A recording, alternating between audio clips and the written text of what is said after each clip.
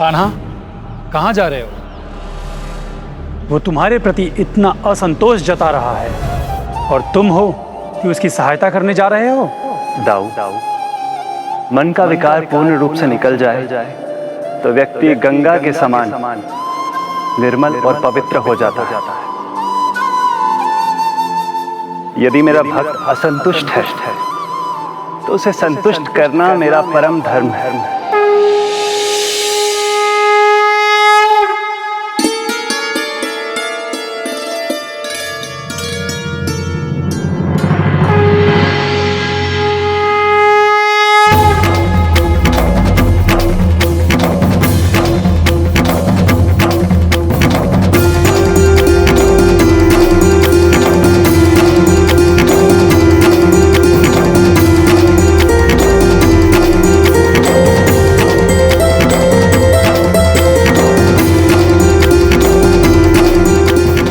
प्रभु,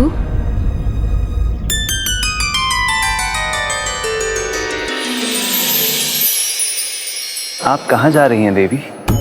वहीं प्रभु जहाँ आप जा रहे हैं। किंतु मैं तो अपने भक्त माधव दास के पास जा रहा हूँ, उसे कुटिया बनाने में उसकी सहायता करने। जहाँ नारायण वहाँ लक्ष्मी, इसलिए मैं भी आपके साथ जाकर आपका कार्य करूंगी। आप चिंता मत कीजिए, मैं कार्य कर लूंगा। आपको विश्वास है प्रभु कि आप उसके लिए घर बनवा सकेंगे? कैसे विश्वास दिलाऊं आपको? उसमें कोई कठिनाई नहीं होगी। आपको कष्ट लेने की कोई आवश्यकता नहीं।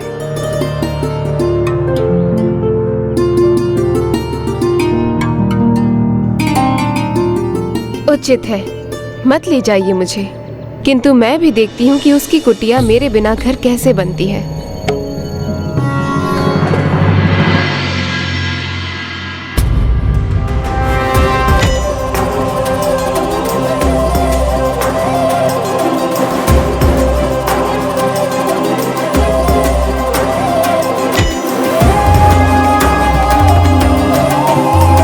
यहाँ तो कोई लाभ नहीं है, थोड़ा हटकर प्रयास करता हूँ।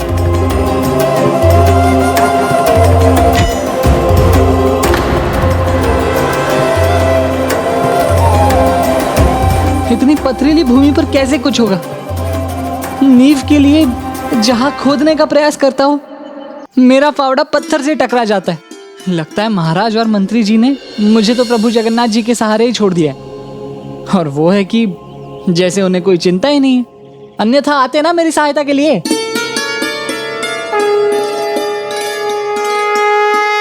चलो भैया माधव दास, तुम अपना प्रयास करो, वहां खोद कर देखो।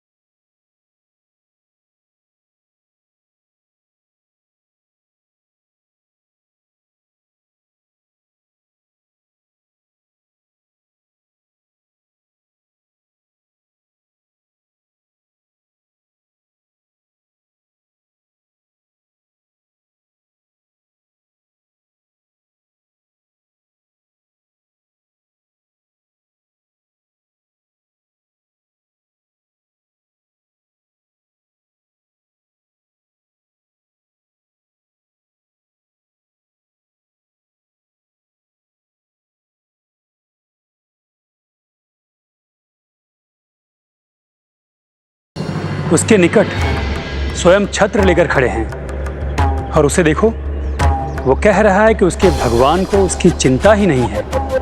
फिर भी कान्हा शांत रहकर उसका ये प्रलाप सुन रहे हैं, विश्वास नहीं होता।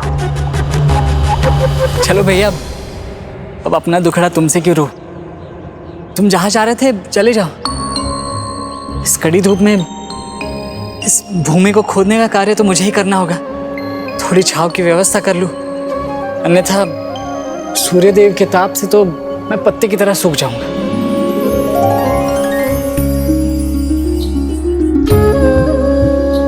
मित्र, वहां नहीं, यहां से आरंभ कीजिए। ये मिट्टी थोड़ी कोमल लग रही है।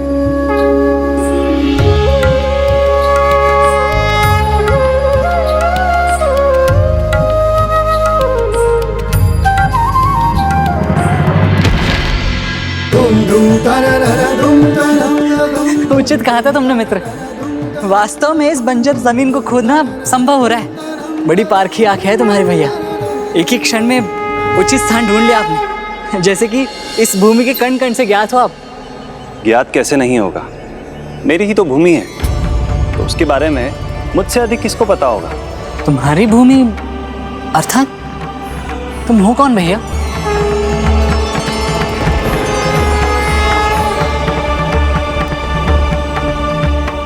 अपने ही शब्दों से पकड़े गए प्रभु।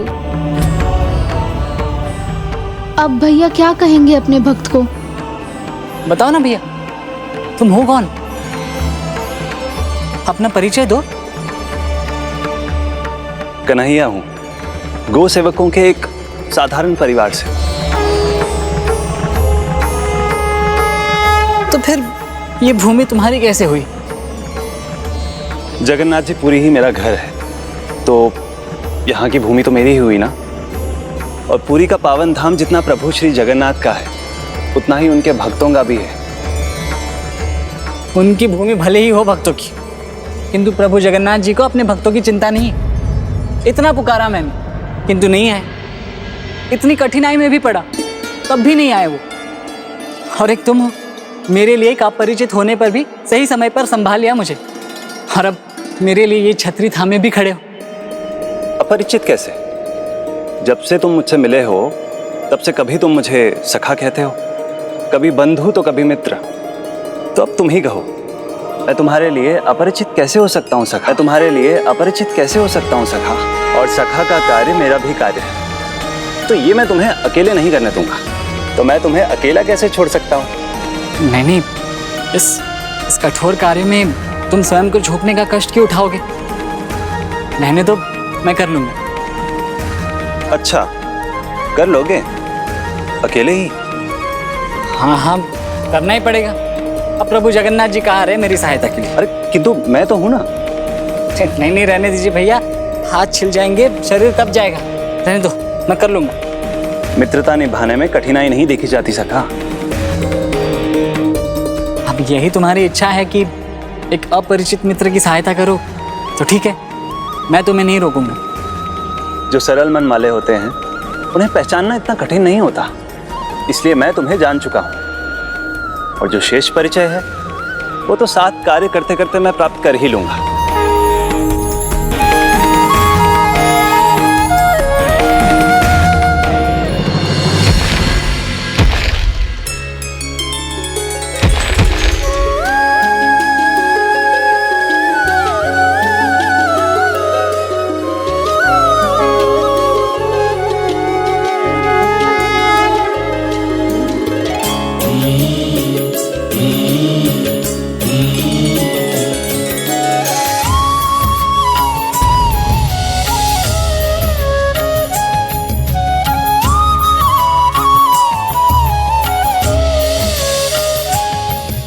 प्रभु को मेरी किरणों के ताप से इतना कष्ट हो रहा है, मैं ही अपने ताप को कम कर लेता हूं।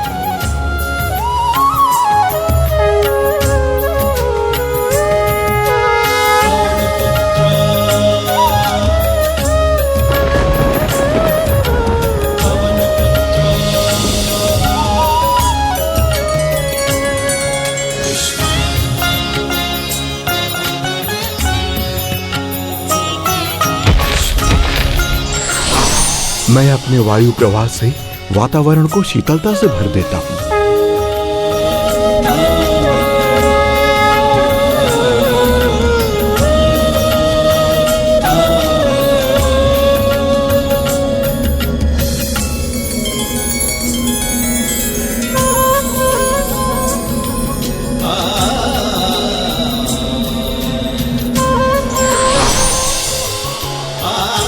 मैं प्रभु के लिए मेघों की छाया उत्पन्न कर देता हूं।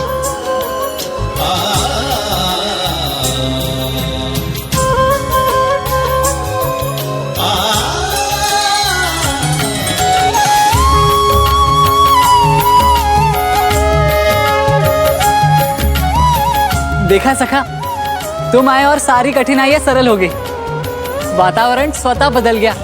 अन्यथा प्रभु जगन्नाथ जी तो इतने ताप में मुझसे ये कार्य करवा रहे थे। इतने निर्दयी है वो।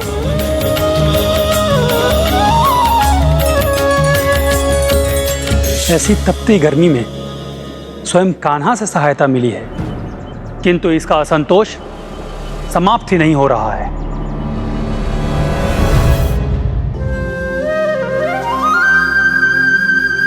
किंतु देखिए ना दाऊ, लगता है इसमें भी भैया कान्हा को आनंद आ रहा है।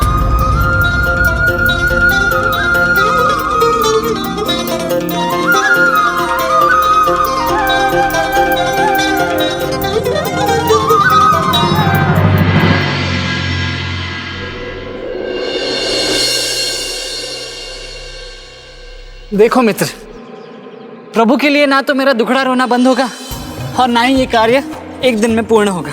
तुम मेरी जितनी सहायता कर सकते थे कर चुके, किंतु अब तुम्हें भी जाना चाहिए। तुम्हारा परिवार तुम्हारी प्रतीक्षा कर रहा होगा ना, और भोजन का समय भी हो गया है।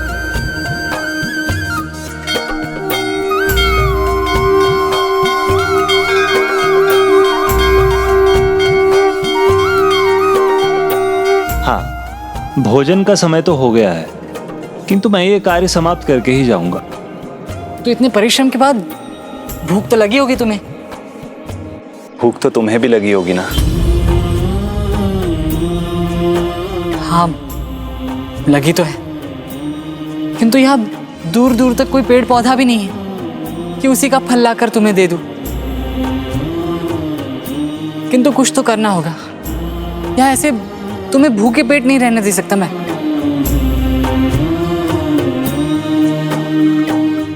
चिंता मत करो सखा, भूखे पेट हम शेष कार्य नहीं करेंगे।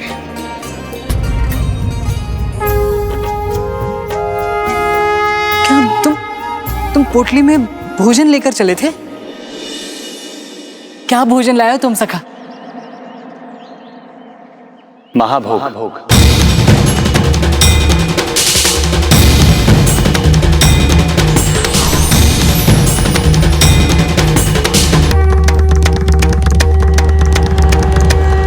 ये देखो।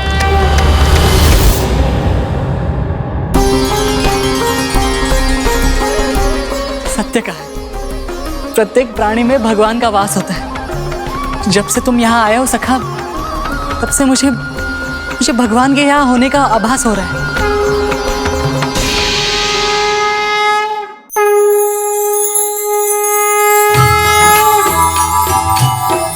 कृष्ण जिनका नाम है, गोकुल जिनका धाम है। कितनी सरल है प्रभु। श्री राम अवतार में शबरी का जूठन खाकर एक बार उस पे कृपा की थी, और आज अपने भक्त के साथ भोजन कर रहे हैं। बारंबार प्रणाम है, बारंबार। वाह, कितना स्वादिष्ट भोजन है। आनंद आ गया। तुम तो सदा पुरी के वासी रहे होंगे ना मित्र, तब तो तुम्हें ये महाभोग प्रतिदिन मिलता होगा। फिर भी तुम्हें ये स्वादिष्ट लग रहा है अब। आज इस महाभोग का स्वाद दुगना हो गया। आज अपने सखा के साथ बैठकर खाने का जो अवसर मिला है। किंतु एक बात के लिए मुझे प्रभु जगन्नाथ जी का धन्यवाद करना ही होगा।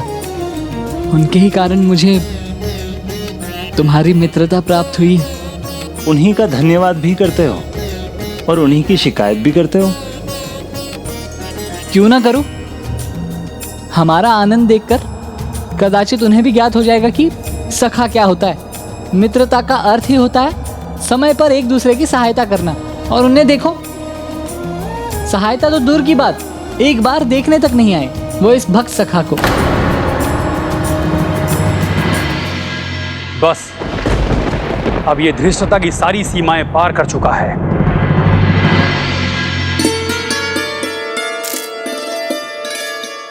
नहीं सखा, अब विश्राम नहीं, अब तो कार्य करते ही रहना होगा। चलो उठो, छत बांधने में मेरी सहायता करो। भगवान को आदेश भी देने लगा है ये। इतना अपमान मेरे कान्हा का। लगता है अब मुझे ही जाकर समझाना होगा इस माधव दास को। दाऊ, भैया वहाँ है अपने भक्त को संभालने। यदि उन्हें अपमान का आभास नहीं हो रहा है तो आप भी क्रोधित मत होइए।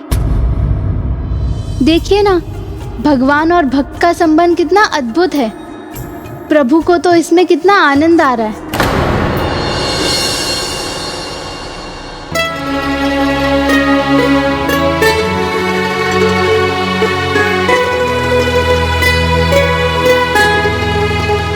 सखा, सूर्यास्त हो रहा है, शीघ्र ही रात भी हो जाएगी। तुम्हें घर नहीं जाना? घर में परिवार वाले प्रतीक्षा कर रहे होंगे। कोई तो होगा तुम्हारे परिवार में। हाँ है ना, भरा पूरा परिवार है और वो सब मुझसे बहुत स्नेह करते हैं। बड़े भैया हैं, छोटी बहन है और मेरी प्रिय अर्धांगिनी भी तो है। प्रभु जगन्नाथ जी के समान ही बड़े भाई, छोटी बहन तो उनकी भी है। अवसर मिलने पर मुझे भी उनसे मिलने में बड़ा आनंद आएगा। भेंट तो तुम कर चुके हो।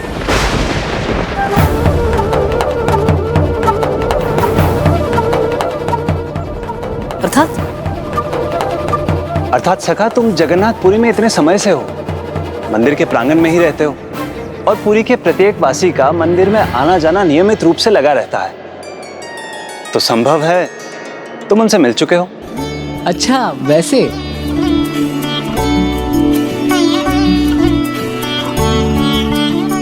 तुम तो अभी भी कार्य कर रहे हो। तुम्हें घर परिवार के पास नहीं जाना है? नहीं, अभी नहीं। कार्य समाप्त करने पर ही जाऊंगा। मैं उन्हें समझा दूंगा कि मुझे विलंब क्यों हुआ। बड़े भाई क्रोधित तो होंगे। क्यों न हूं क्रोधित मैं। ऐसे भक्त की सहायता करने का क्या अर्थ जो एक पल भी अपने भगवान के प्रति अपने असंतोष को दर्शाने में रुका नहीं। अब यदि उसने एक शब्द भी ऐसा कहा तो मैं सहन नहीं कर पाऊंगा। इस प्रकार तनिक भी विश्राम किए बिना प्रभु भक्त माधव दास की सहायता करते रहे। अर्थात जिस भक्त के मन में प्रभु के लिए केवल शिकायतें ही थी, प्रभु उसकी सहायता कर रहे थे। जीवन में कुछ क्षण ऐसे भी आते हैं जब मन का विश्वास टूट जाता है। तब हम भगवान को दोष देते हैं कि वो हमारी सहायता नहीं कर रहे हैं, किंतु भगवान तो सदैव भक्त के साथ रहते हैं। उनकी दया दृष्टि भी सदा हम पर बनी रहती है। हमें बस आवश्यकता है अपने विश्वास को अडिग रखने की। और फिर जब रात बीत गई, नए दिन का सूर्योदय हुआ तो कुटिया बनकर तैयार हो चुकी थी।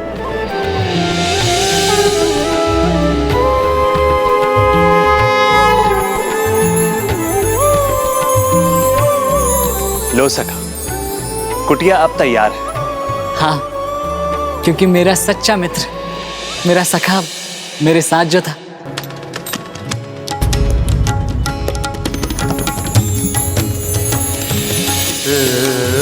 मुरली मनोहर गोपाला,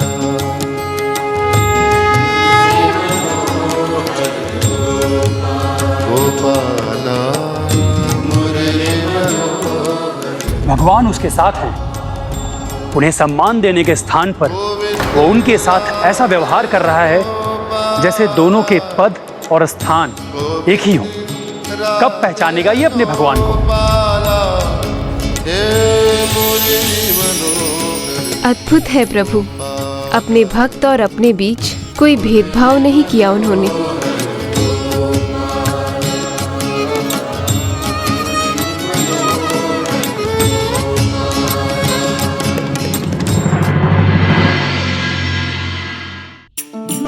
मैं तो इतने कम समय में कुटिया बनने की कल्पना भी नहीं कर सकता था, किंतु ये तुम्हारे कारण ही पूरी हो सकी है।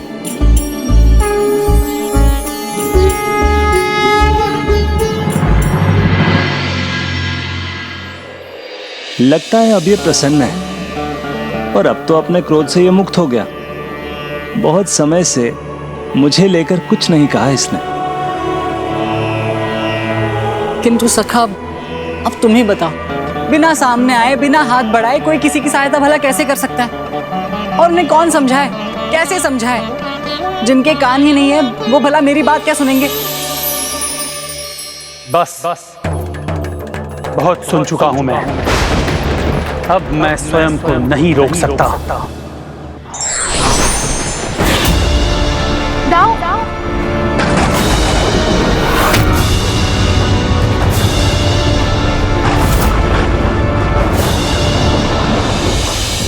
प्रभु है वो तो सर्वगुण संपन्न तो होंगी, सभी विकारों से दूर, सबसे निर्मल, सबसे पावन। किंतु लगता है जगत के नाथ होने का गर्व है उन्हें, तभी मुझ जैसे साधारण भक्त के पास नहीं आ रहे।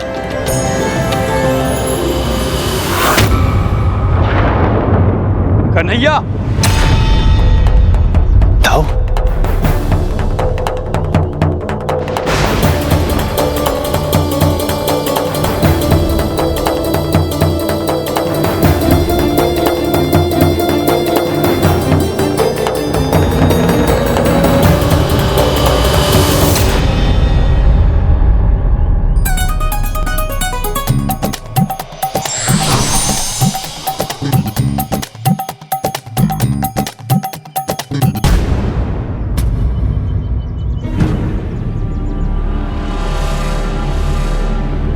बलराम भैया, आप? भैया,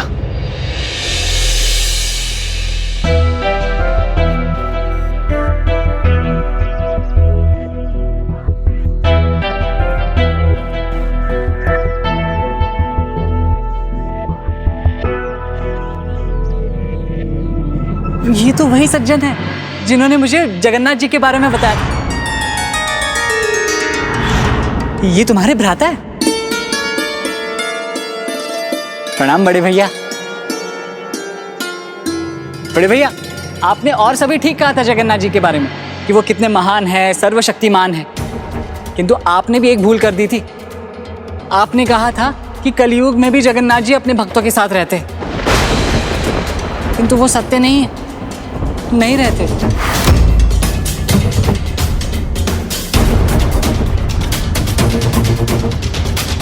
भैया, उचित कहा ना सखा ने। देखिए ना, इतने दिनों से प्रभु श्री जगन्नाथ की प्रतीक्षा में था, लेकिन वो है कि उन्होंने अभी तक इसे दर्शन ही नहीं दिए। अरे, इसका हाथ तक नहीं थामा।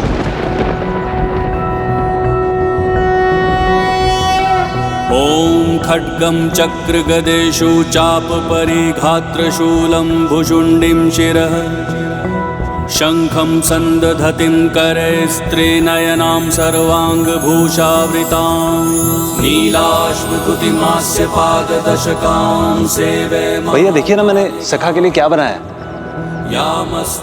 कैसा लगा आपको?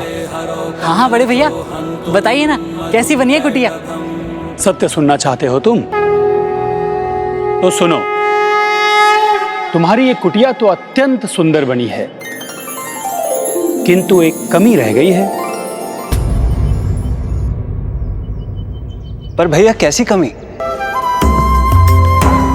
कुटिया तो बन गई है, किंतु घर नहीं। जिस प्रकार मनुष्य का शरीर आत्मा बिन अधूरा है, ठीक वैसे ही तुम्हारी ये कुटिया अभी अधूरी है। तो बताइए ना बड़े भैया, इस कुटिया को घर कैसे बनाए? कोई भी भवन घर कैसे बनता है माधव, ये तो तुमको ज्ञात ही होगा। गृहिणी से।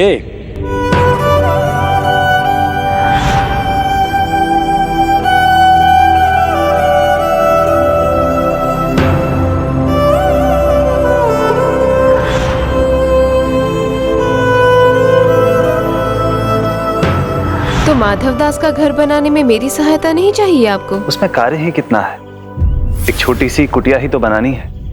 आपको विश्वास है प्रभु कि आप उसके लिए घर बनवा सकेंगे? उचित कहा भैया ने। ये कुटिया तो घर तभी बनेगी जब एक गृहिणी आकर इसे घर बनाएगी।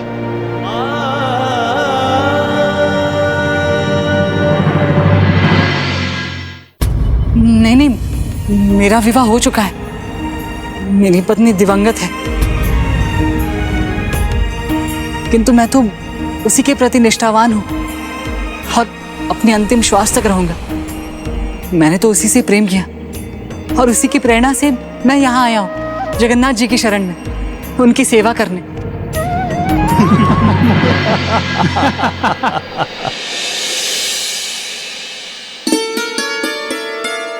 हाँ हाँ सखा, अवश्य करना अपने प्रभु की सेवा। किंतु किसने कहा तुमसे कि तुम्हें विवाह ही करना होगा? तुम्हारी भक्ति ही इस बात का प्रमाण है कि तुम्हारा प्रेम भी अटूट है। इसलिए तुम्हें चिंता करने की कोई आवश्यकता नहीं है। अभी बड़े भैया ने तो कहा गृहिणी के बारे में, किंतु आप क्या करेंगे? हम इस कुटिया को घर कैसे बनाएंगे? चिंता मत करो, इस कार्य में मेरी पत्नी हमारा साथ देगी। मैंने तो पहले ही कहा था, कुछ कार्य गृहिणी के बिना अधूरे ही रहते हैं।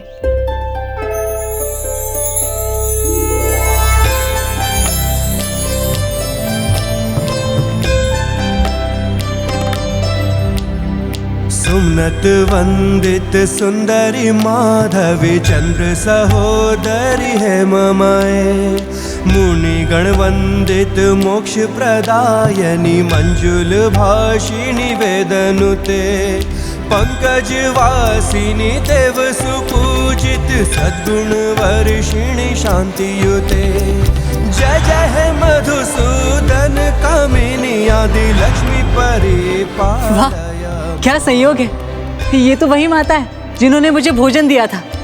हाँ, यही है मेरी पत्नी, मेरी अर्धांगिनी। कल्मष नाशिनी कामिनी वैदिक रूपिणी वेदमाए, क्षीर समुद्र। ने उचित कहा था, मैं तुम्हारे पूरे परिवार से मिल चुका।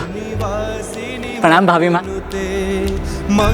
आपने बड़ी कृपा की मुझ पर, मुझे भोजन दिया और आपके पतिदेव ने मुझे सर छिपाने के लिए छत दी।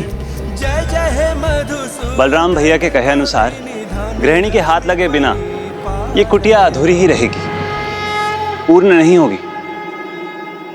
भूल तो मेरी ही थी, मुझे आपको साथ लाना चाहिए था देवी। अब किंतु क्या अब आप हमारी सहायता करेंगी? अरे सखा शांत मत रहो, भाभी माँ से अनुरोध करो ना। चिंता मत कीजिए, मैं इसीलिए तो आई हूँ यहाँ पर। सर्वज्ञे सर्ववरदे सर्वदुष्ट भयंकरी सर्वदुख हरे हरे महालक्ष्मी नमोस्तुते।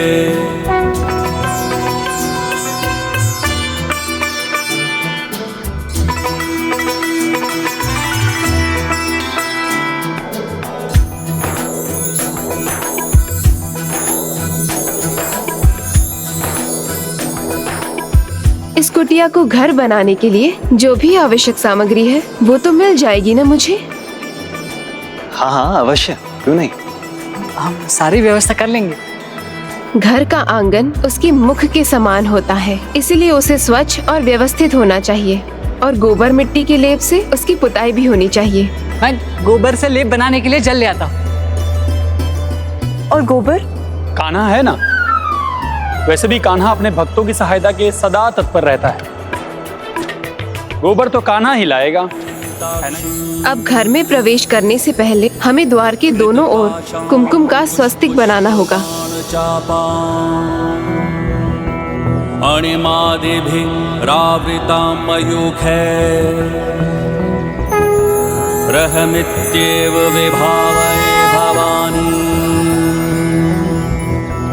ओम श्री माता श्री महाराज्ञी श्रीमत् सिंहासनेश्वरी नखदीधति संचिन्न नमज्जन तमो गुणापद्वय प्रभाजाल पराकृत सरोरुहा। अब भीतर चलकर देखते हैं।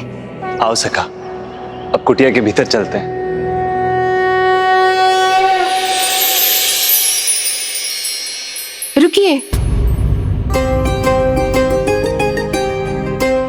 ऐसे नहीं, घर के भीतर जल कलश के साथ ही प्रवेश होना चाहिए, जो समृद्धि और बाहुल्य का प्रतीक है। उसके ऊपर नारियल और आम के पत्ते होने चाहिए, जो प्रतीक है जीवन में उन्नति का, श्रम के फल की प्राप्ति का।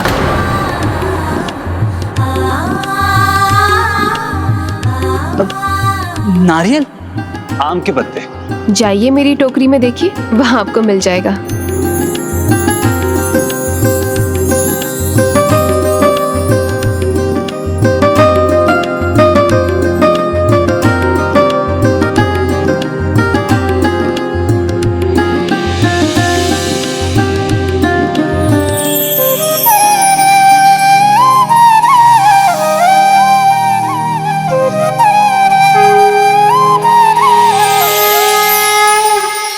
सर्वप्रथम आपके शुभ चरण यहाँ पड़ेंगे तो सब कुछ भला होगा।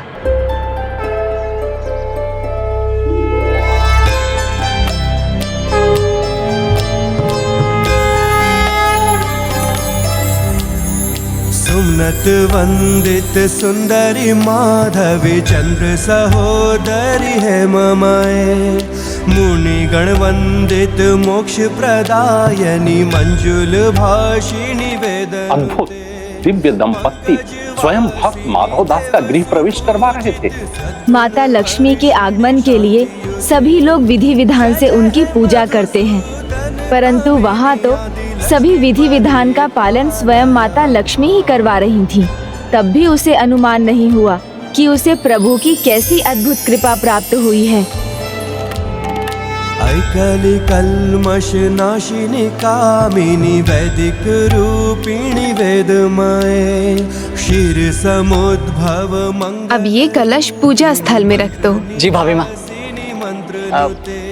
नहीं नहीं, वहाँ नहीं, पूजा उत्तर पूर्वी स्थल पर ईशान कोण के स्थान पर ही होनी चाहिए, क्योंकि ये कोण प्रभु महादेव का होता है और उनकी कृपा से सभी प्रार्थनाएं शीघ्र ही सुनी जाती हैं। सूर्य देव की किरणें भी सर्वप्रथम इसी स्थान पर पड़ती हैं, और यदि कोई ईशान कोण में खड़े होकर इन किरणों को स्वीकार करे तो उसका अंतर्मन शुद्ध हो जाता है।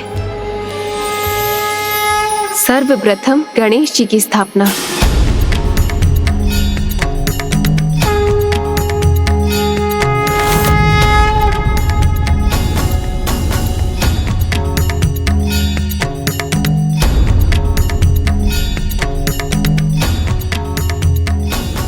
अब घर का चूल्हा जलाने का समय आ गया।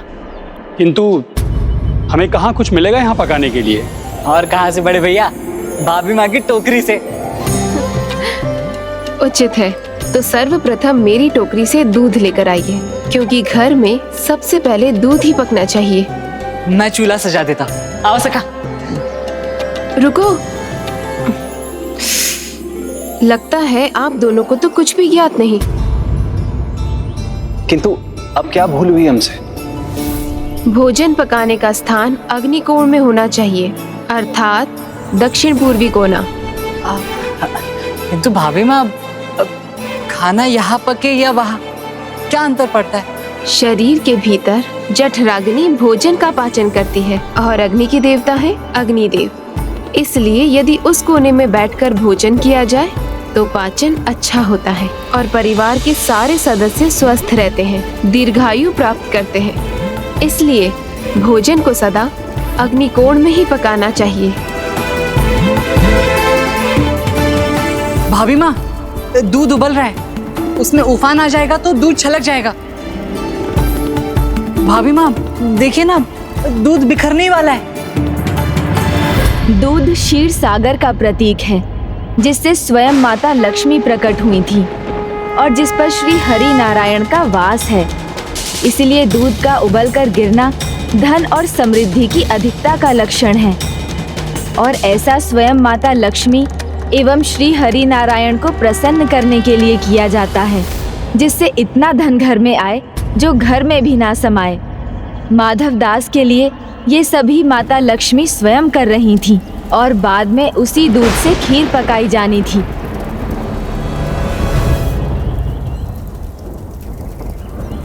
खीर? खीर?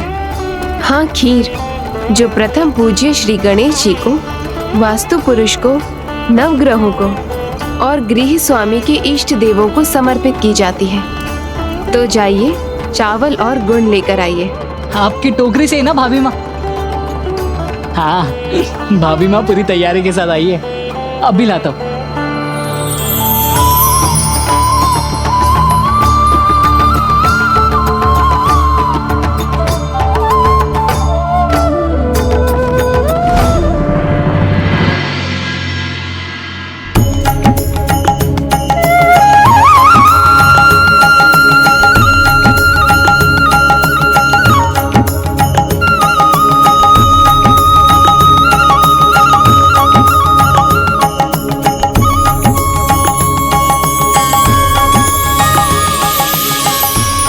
स्वादिष्ट दिखाई पड़ती है भाभी माँ के हाथों की खीर। मैं चख के देखता हूँ कि इसका स्वाद कैसा है। नहीं, पहले प्रथम पूज्य श्री गणेश जी को भोग लग जाने दीजिए।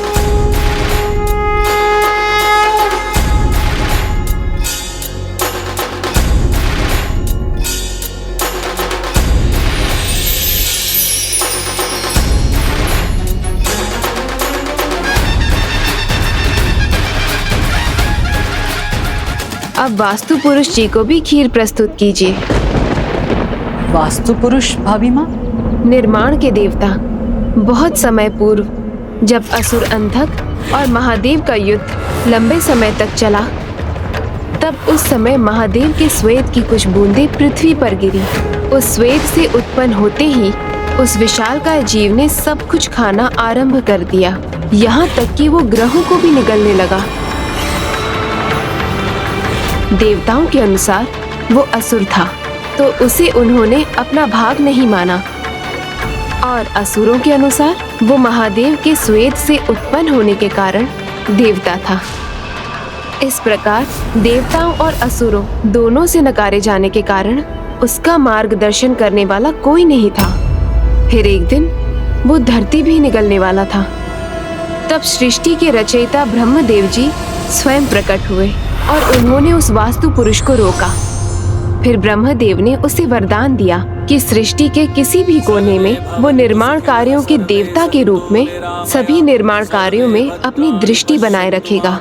इसलिए वास्तु पुरुष के प्रसन्न होने पर वो किसी भी निर्माण कार्य का संतुलन स्थापित करते हैं, फिर भले ही वो छोटी सी कुटिया ही क्यों न हो।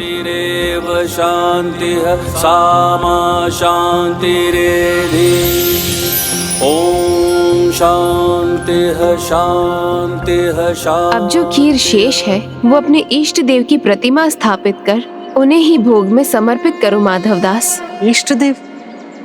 अब भाभी माँ, मैंने तो प्रभु जगन्नाथ जी के अलावा और किसी को अपना इष्ट देव नहीं माना,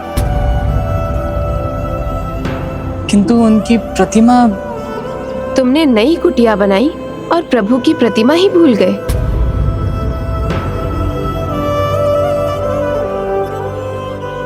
वहाँ कहाँ जा रहे हो? मेरी टोकरी में प्रभु की प्रतिमा नहीं मिलेगी तुम्हें। प्रभु के भक्त हो तुम, तो मुझे लगा घर बनाने से पहले उनकी प्रतिमा की व्यवस्था कर चुके होगे। हाँ भाभी माँ, भूल तो मुझसे हो गई, किंतु अब मैं प्रभु जगन्नाथ जी की प्रतिमा कहाँ से लाऊंगा? मिल गया अवसर मुझे, ये कार्य मैं ही करूंगी। कुटिया बना ली, मंदिर भी बना लिया, किंतु प्रभु की प्रतिमा ही भूल गए।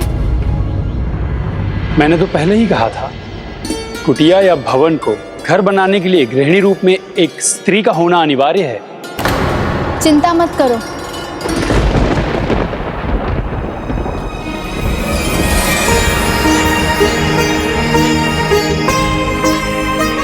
प्रभु की प्रतिमा मैं ले आई।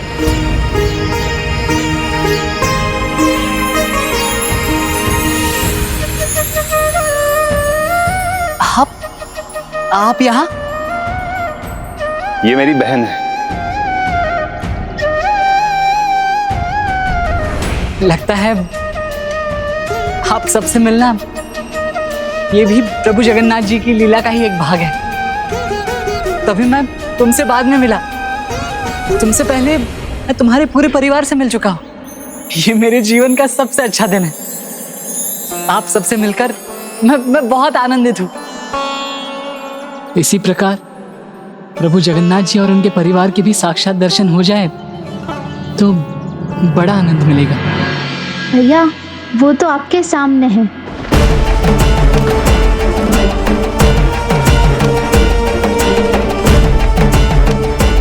ये प्रभु की मूर्ति।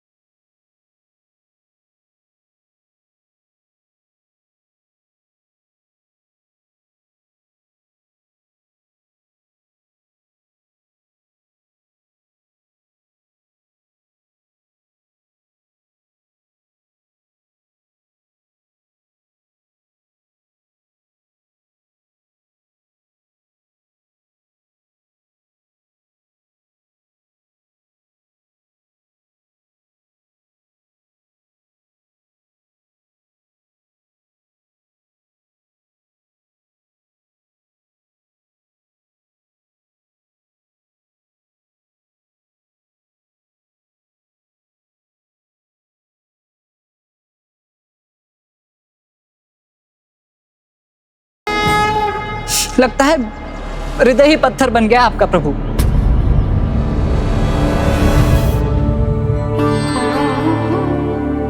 यही बोल बोलकर मैं आप पर अपना क्रोध व्यक्त कर रहा था, किंतु आपने फिर भी दया की और इतने सारे अच्छे लोग भेज दिए, इसलिए मैंने जो कुछ भी भला बुरा कहा उसके लिए क्षमा कर दीजिएगा।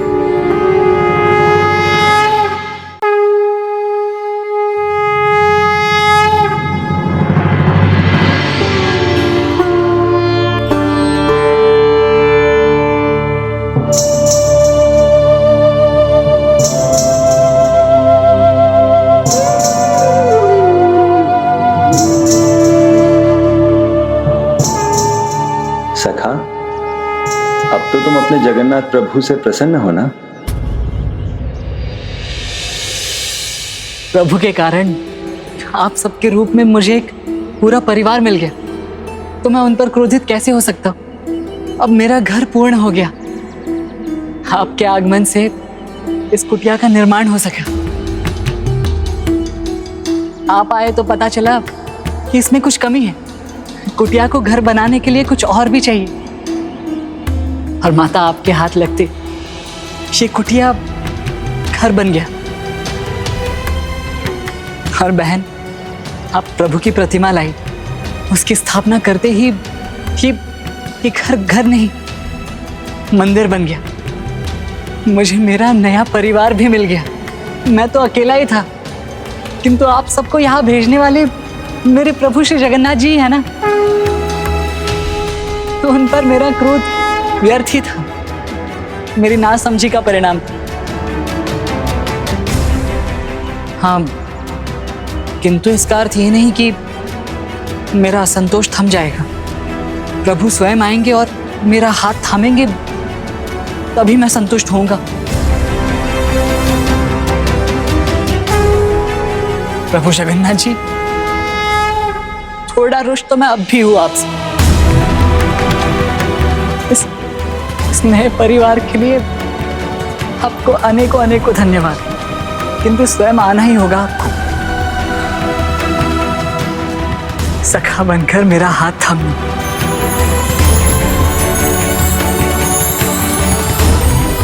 अब आप ही बताइए, उसके लिए मुझे और क्या करना होगा? भगवान तो केवल और केवल भक्ति से प्रसन्न होते हैं, और अब तो स्वयं भगवान तुम्हारे घर में विराजमान है। बस प्रतिदिन नियम से उनकी भक्ति और पूजा करते रहो, भगवान तुम्हारी सारी मनोकामनाएं पूर्ण करेंगे। नहीं भाभी माँ, केवल दर्शन पर्याप्त नहीं है, उन्हें स्वयं आना होगा, मेरा सखा बनकर मेरा हाथ थामने। उचित कहा ना सखा? मैं तुम्हें आशीष देती हूँ पुत्र, वो दिन अब शीघ्र ही आएगा। हमें जाना होगा सखा, हमें आज्ञा दो। आपको जाने देने का मन तो नहीं कर रहा है, किंतु क्या करूं, आपके भी दायित्व होंगे।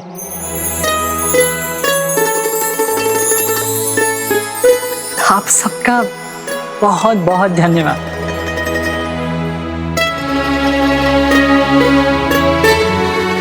रुकिए,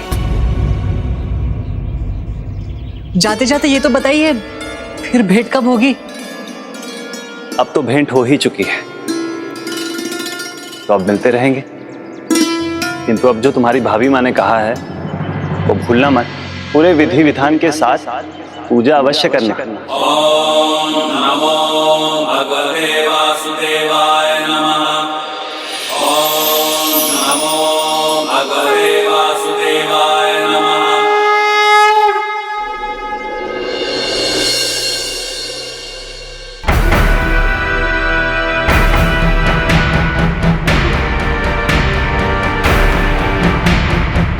असंभव, इसने इस बंजर भूमि पर कुटिया बना भी ली, वो भी सिर्फ एक दिन में।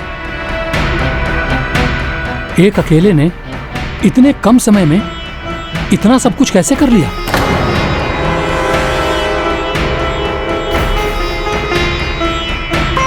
क्या सोच रहे हैं मंत्री जी? ये प्रभु जगन्नाथ जी की कृपा से अब तो आपको मुझ पर और मेरी भक्ति पर विश्वास हो गया होगा। अरे आप ऐसे कैसे जा रहे हैं मंत्री जी? अब गृह प्रवेश का प्रसाद तो लेते जाइए।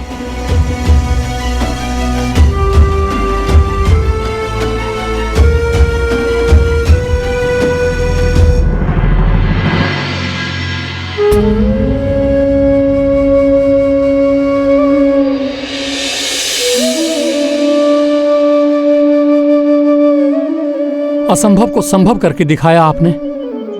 प्रभु जगन्नाथ की कृपा के बिना यह संभव ही नहीं होता, क्योंकि मुझे पता है इस पथरीली भूमि पर एक कुटिया तो क्या, एक बांस तक गाड़ा नहीं जा सकता। मुझे क्षमा कर दीजिए प्रभु जगन्नाथ के परम भक्त माधवदास, मुझे क्षमा कर दीजिए। मंत्री जी, इसमें आपका कोई दोष नहीं है। कभी कभी मैं स्वयं विश्वास नहीं कर पाता कि प्रभु जगन्नाथ जी की मुझ पर विशेष कृपा है।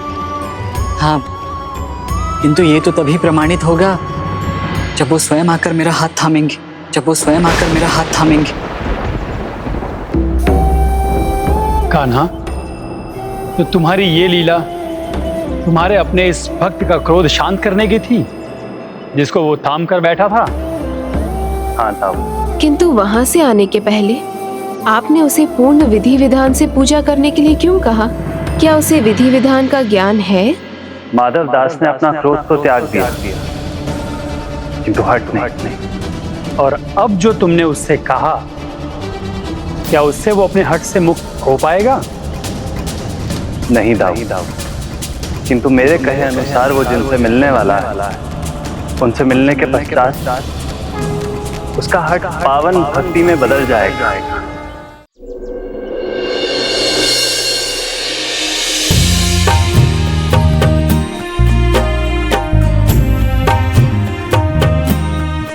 पूरे विधि विधान के साथ पूजा अवश्य करना। पूजा की विधि तो मुझे ज्ञात नहीं, न भाभी माँ से पूछा और न ही सखा से। पूजा की विधि तो मैंने भैया से भी नहीं सीखी थी, अब कौन सिखाएगा मुझे? पुजारी जी तो है, उनसे अधिक पूजा की विधि भला कौन जानता होगा? उनसे पूछता। प्रभु, अब मुझे जाना होगा पूजा विधि सीखने। आप बस थोड़ी प्रतीक्षा कीजिए।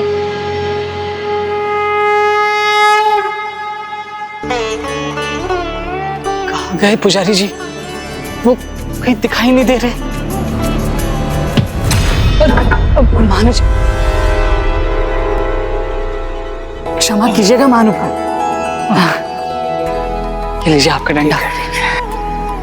ठीक है, लेकिन माधव दास, मंदिर में इतने विचलित होकर यहाँ वहाँ किसे ढूंढ रहे हो तुम?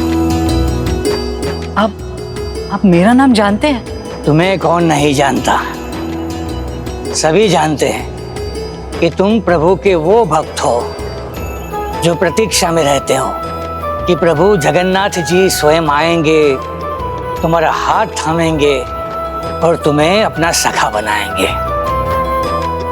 अब तुम बताओ, तुम यहाँ किसे ढूंढ रहे थे?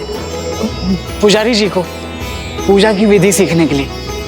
किंतु आपको देखकर भी लगता है कि आप बहुत ज्ञानी और अनुभवी है, तो आप ही मेरी सहायता कर दीजिए ना। मैं तो यहाँ का वरिष्ठ पुजारी गदाधर हूँ, परंतु प्रभु जगन्नाथ जी की पूजा विधि सिखाने के लिए मुझसे भी कोई श्रेष्ठ है यहाँ। वो कौन है पुजारी जी? वो है श्री जगन्नाथ जी की जय, श्री प्रभु नारायण जी की जय, श्री जगन्नाथ जी की जय, श्री प्रभु नारायण जी की जय। सब इनका इतना सम्मान कर रहे हैं, किसी महान संत की भांति स्वागत कर रहे हैं। कौन है ये? ये है भक्त मणिदास। आज इनका स्वागत हो रहा है, लेकिन एक समय था जब इनको धुतकार के मंदिर से बाहर कर दिया गया था।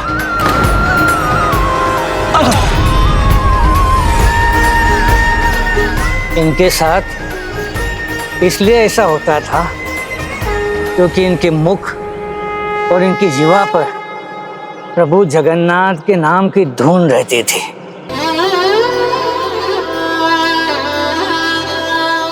अवश्य भक्त मणिदास ने अनूठी भक्ति का प्रमाण दिया होगा, किंतु ये कैसे किया उन्होंने? श्री प्रभु नारायण जी की जय, श्री प्रभु नारायण जी की जय, श्री जगन्नाथ हरि की जय, श्री जगन्नाथ हरि की जय, श्री प्रभु नारायण की जय, श्री जगन्नाथ हरि की जय। मैं मणिदास जी की कथा जानने के लिए अति उत्सुक हूँ, मुझे आराम से बताने की कृपा करें। सर्वप्रथम क्या हुआ था जिसके कारण इन्हें मंदिर से बाहर किया गया? माधव दास, जो उनके साथ घटा हो वो इनसे अधिक कौन बता सकता है? तुम इस प्रश्न का उत्तर उनसे ही मांग सकते हो। श्री जगन्नाथ हरि की जय, श्री प्रभु नारायण की जय। मणिदास जी,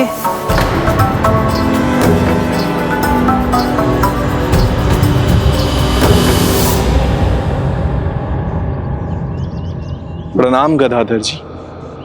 प्रणाम प्रणाम। आपको सम्मान देने का कर्तव्य तो मेरा है। आप ज्ञानी, आप वरिष्ठ, मैं केवल साधारण भक्त मणिदास माली और सदैव भक्त ही रहूंगा। कृपया करके आप मुझे मणिदास जी कहकर ना पुकारें। आप ही कहते हैं ना कि प्रभु का वास उनके हर भक्त में होता है। आप भी तो प्रभु के अनन्य भक्त हैं ना, तो फिर आपका सम्मान कैसे ना करें? और हाँ मणिदास जी, इनसे मिलिए, ये भी प्रभु जगन्नाथ जी के परम भक्त है। ये है भक्त माधव दास।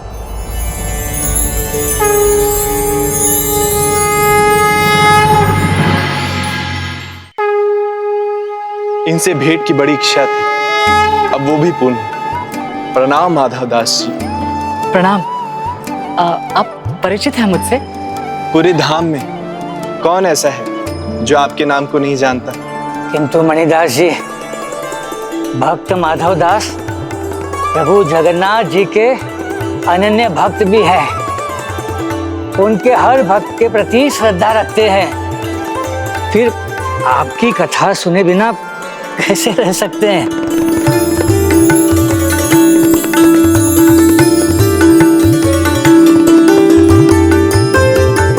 आपकी कथा तो अवश्य ही अद्भुत होगी, किंतु आश्चर्य है आपने सारे पुष्प प्रभु भक्त पर ही न्यौछावर कर दिए। माधवदास जी, पुष्प न्यौछावर करना तो केवल संकेत मात्र है।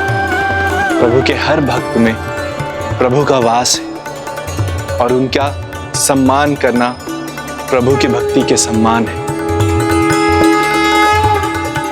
गदाधर जी, ये तो इन्होंने सत्य कहा, किंतु मुझे शंका है प्रभु की पूजा की विधि का ज्ञान इन्हें कदाचित ही होगा। नहीं नहीं माधवदास, अज्ञानता का वास तो हम सभी में था। सभी की अज्ञानता दूर करने का तथा भगवान जगन्नाथ की उचित पूजा विधि सिखाने का श्रेय जो है ना, ये मणिदास जी को ही है। हाँ माधवदास, आप आसन ग्रहण कीजिए।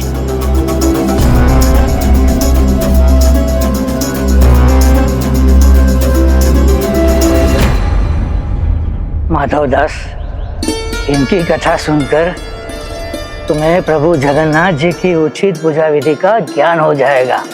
हाँ, मैं आपकी जिज्ञासा को समझता हूँ। मंदिर से मेरा बहिष्कार उसी कारण हुआ था जो आज आपने मुझे करते हुए देखा।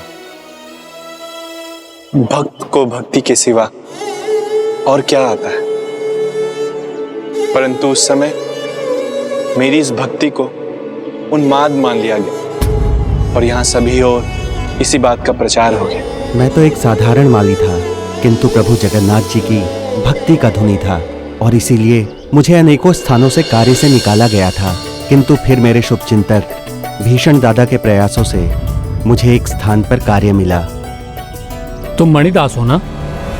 वही ना, उन्मादी धुनी मणिदास है ना? तुम जैसे को भी सेठ जी ने कैसे कार्य पर लगा लिया।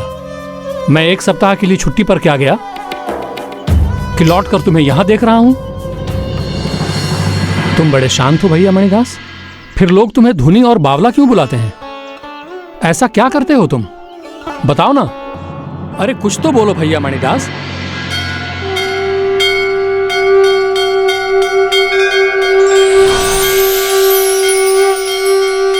श्री जगन्नाथ प्रभु की जय, श्री हरि नारायण की जय, श्री जगन्नाथ प्रभु की जय, श्री हरि नारायण की जय।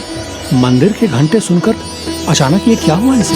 श्री जगन्नाथ प्रभु की जय, श्री हरि नारायण की जय, श्री जगन्नाथ प्रभु की जय, श्री हरि नारायण की जय, श्री जगन्नाथ प्रभु की जय, श्री हरि नारायण की जय, श्री जगन्नाथ प्रभु की जय, श्री हरि नारायण की जय, श्री जगन्नाथ प्रभु की जय, श्री जगन्नाथ प्रभु की जय, श्री हरि नारायण की जय, श्री जगन्नाथ प्रभु की जय, श्री हरि नारायण।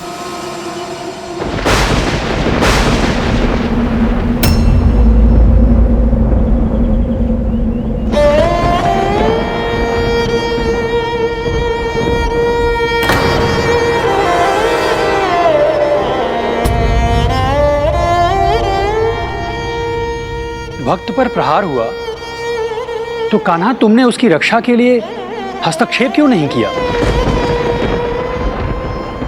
इसलिए दाऊ क्योंकि सेठ ने मेरे भक्त मणिदास का भला ही किया है, उस पर प्रहार कर ये प्रमाणित करने में सहायता की है कि भक्त के लिए उसका भक्ति भाव कितना महत्वपूर्ण है।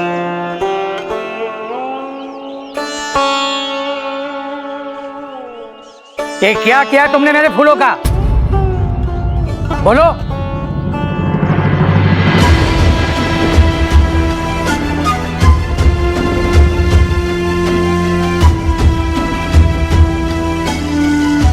पिछले सप्ताह भी तुमने पौधे कुचल दिए थे।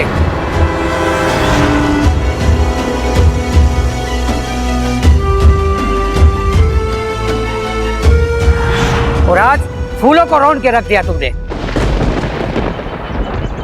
बोलो, अब अपनी पूजा में भगवान को फूल कैसे चढ़ाऊंगा मैं? क्षमा कीजिएगा सेठ जी, प्रभु की भक्ति ही ऐसी है, मैं उसी में रम गया था। मैं अभी और फूल एकत्र कर देता हूँ सेठ जी। बस, कुछ करने की आवश्यकता नहीं है। टोकरी छोड़ दो यहाँ और जाओ यहाँ से। सेठ जी, एक अवसर और दे दीजिए। आपका ये कार्य मेरे लिए बहुत महत्वपूर्ण है, आगे कोई भी भूल नहीं होगी। उचित है, अवसर तो तुम्हें मैं अवश्य दूंगा, लेकिन एक शर्त पर। ना तुम्हारी जीवा पर प्रभु का नाम रहेगा और ना ही प्रभु भक्ति के उन्माद में बहोगे तुम। बोलो, मंजूर है? प्रभु के भक्त को भक्ति से भला कौन बांध सकता है? अगर ये मेरे वश में होता तो मैं अवश्य करता, पर प्रभु के जयकारा करने से तो मैं स्वयं को नहीं रोक सकता।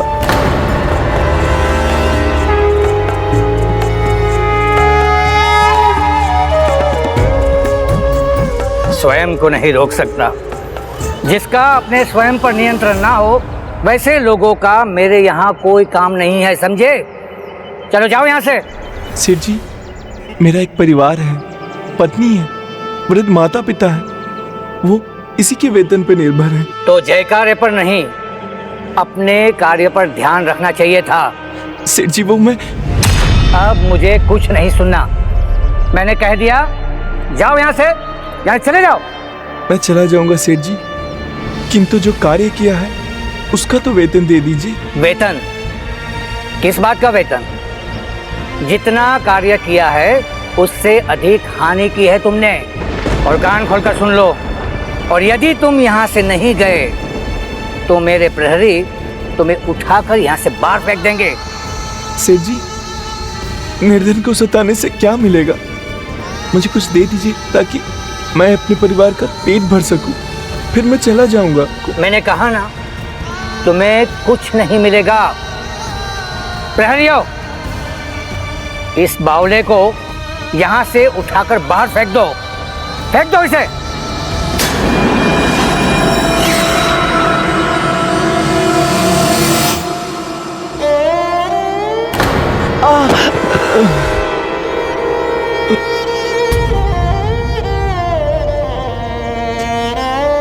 हे प्रभु जगन्नाथ, जब मेरी पत्नी भूमि मेरी ओर देखेगी तो किस प्रकार मैं दृष्टि मिलाऊंगा उससे? क्या उत्तर दूंगा कि इस बार भी मुझे वेतन नहीं मिला?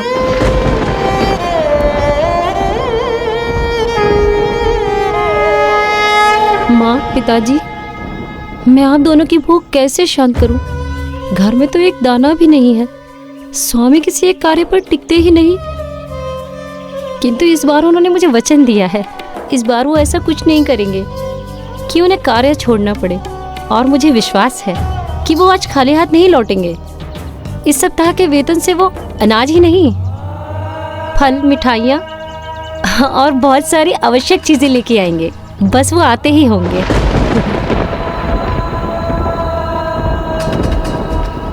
स्वामी,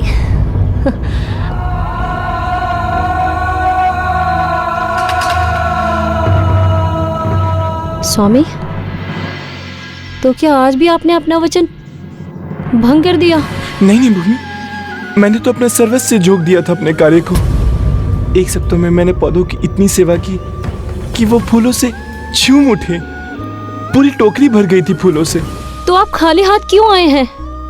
मंदिर के घंटे की नाद सुनी तो प्रभु के नाम के धुन में मैं झूम उठा।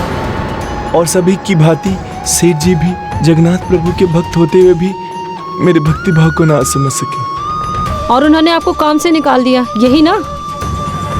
तो अब अपने परिवार का, अपने वृद्ध माता पिता का पेट कैसे भरेंगे?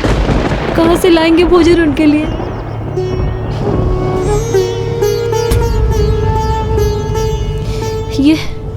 ये क्या हुआ आपके मुख पर? ये कैसी छाप है? कुछ नहीं। अपमान तो आपका पहले भी हुआ, किंतु आज उन्होंने आपके मुख पर प्रहार किया है।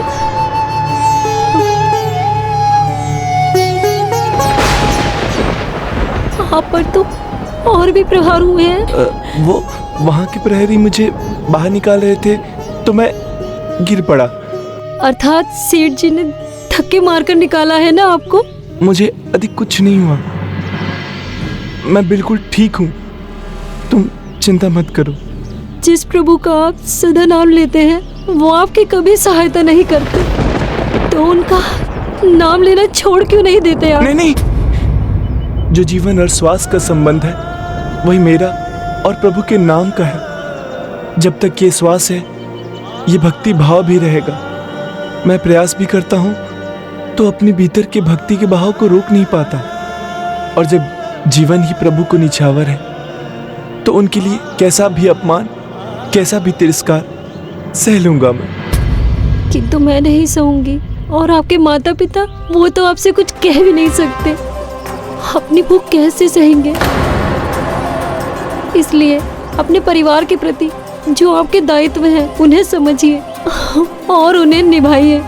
मैं तुम्हारी चिंता समझता हूँ, मैं सब ठीक कर दूंगा, और जहाँ तक प्रश्न है दूसरे कार्य का तो वो भी ढूंढ ही लूंगा। भीषण दादा के बहुत मित्र हैं, मैं अभी जाता हूँ और वहाँ से कुछ अनाज भी ले आऊंगा और अपने दूसरे कार्य की व्यवस्था भी कर लूंगा। तुम चिंता मत करो।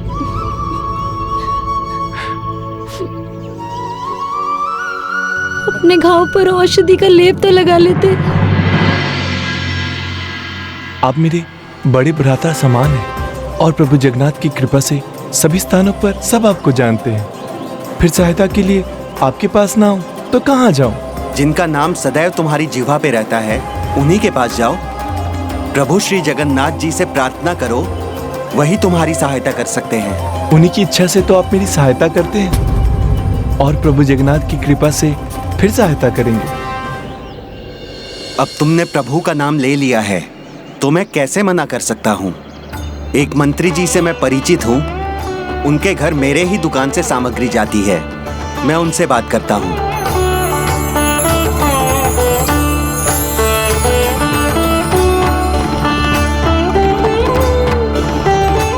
ये लो, ले जाओ। महाराज के बागीचे में कार्य मिला तो सूद समेत वापस लूंगा। हाँ, मैं एक पाई चुका दूंगा। शीघ्रता करनी चाहिए मुझे। माता पिता और भूमि बहुत भूखे होंगे, भूमि सुनेगी तो बहुत प्रसन्न होगी। आज तो दोनों कार्य हो गए, अन्न भी प्राप्त हुआ और शीघ्र ही महाराज के बागीचे का माली भी बन जाऊंगा। प्रभु जगन्नाथ जी के नाम पे कुछ दे दो भैया। कुछ दे दो भैया, प्रभु जगन्नाथ जी आपका भला करेंगे। जगन्नाथ जी के नाम पे दे दो भैया, जगन्नाथ जी के नाम पे कुछ दे दो। प्रभु श्री जगन्नाथ जी के नाम पे कुछ दे दो ना भैया, कुछ दे दो भैया।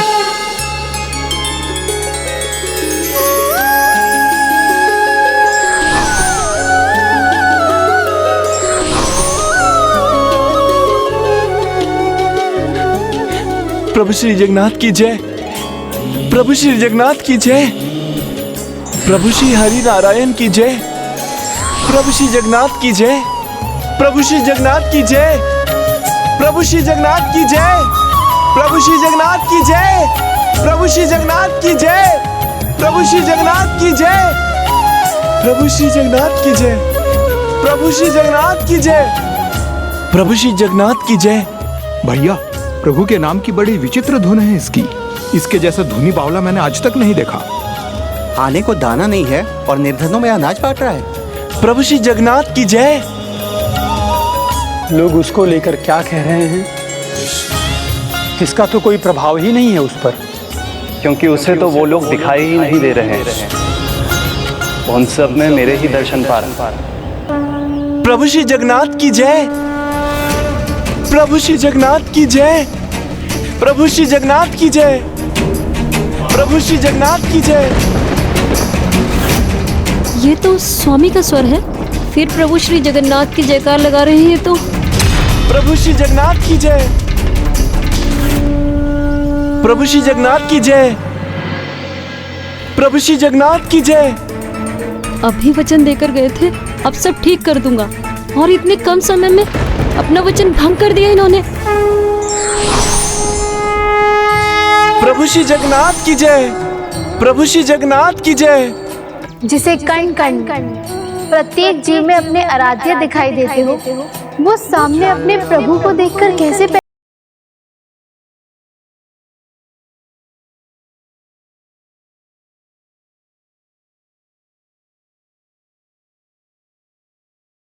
जगन्नाथ की जय। प्रभु श्री हरि नारायण की जय। प्रभु जगन्नाथ की जय। प्रभु हरि नारायण।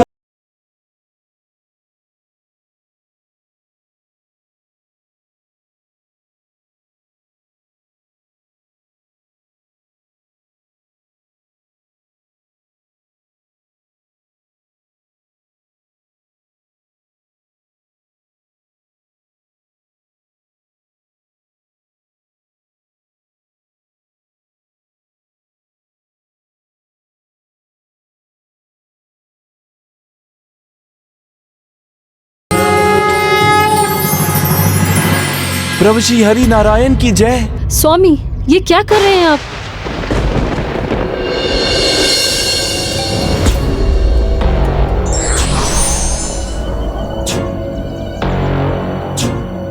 ये अनाज तो मैंने बचा लिए, परंतु माता पिता के पास, परिवार के पास खाने के लिए कुछ नहीं है, और जो आपको मिला है उसे आप व्यर्थ बांट रहे हैं।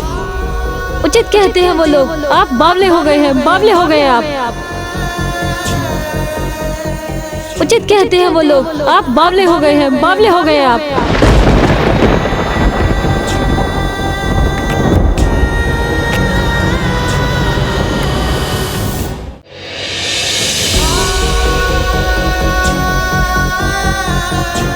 सभी उसको बावला कहकर पुकारते थे, और अब स्वयं उसकी पत्नी ने भी उसको वही कहकर पुकारा है। और एक तुम हो, उसके आराध्य, जो अपने रिक्त हाथों को देखकर मुस्कुरा रहे हो। रिक्त हाथ नहीं दाऊ, ये है मेरे पास।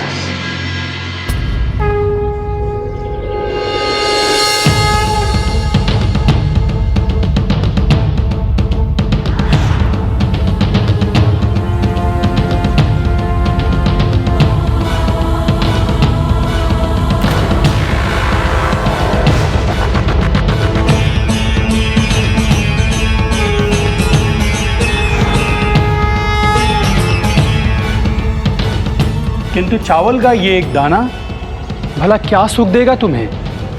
भक्ति, समर्पण और प्रेम का छोटा सा भाव बड़े से बड़े कष्ट को हर लेता है। आज मुझे उसी सुख का अनुभव हो रहा है, जो सुख मेरे मित्र सुदामा के सूखे चावल के दाने से मिला।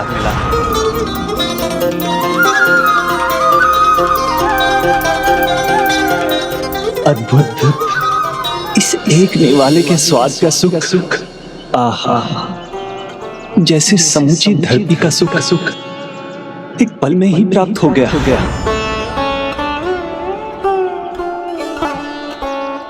किंतु इस एक चावल के दाने को आप इतना संभाल कर क्यों रख रहे भैया? भक्त के भोजन करने से पहले भगवान कैसे भोजन पा सकते हैं? किंतु इस समय तो वो बस अपमानों की ही झड़ी पा रहा है। लो भैया, पहले तो ये हमें ही बावला लगता था, अब तो इतना उन्माद बढ़ गया है कि इसकी पत्नी को भी ये बावला ही लगने लगा है। अच्छा हुआ इसे अपने पति का परिचय तो हुआ। हाँ। जिसे अपने परिवार की कोई चिंता ही नहीं, उसे लोग क्या कहेंगे? बावला ही तो है। हाँ। उचित कहते हैं वो लोग, आप बावले हो गए हैं, बावले हो गए हैं आप।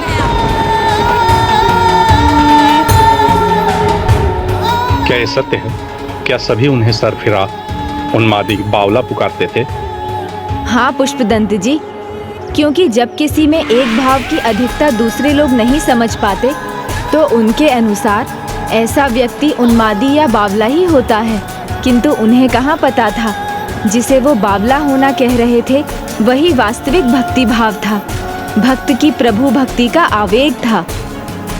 आपको मानसिक रोगी बावरा बुलाए जाने पर भी आपको बुरा नहीं लगता था? मैं भक्ति के सागर में गोते लगा रहा था, लोग मुझे कुछ भी पुकारे, मुझे उसकी चिंता नहीं थी। किंतु जब मेरी पत्नी ने ऐसा कहा तो मुझे अवश्य लगा मुझसे कुछ भूल हो रही है।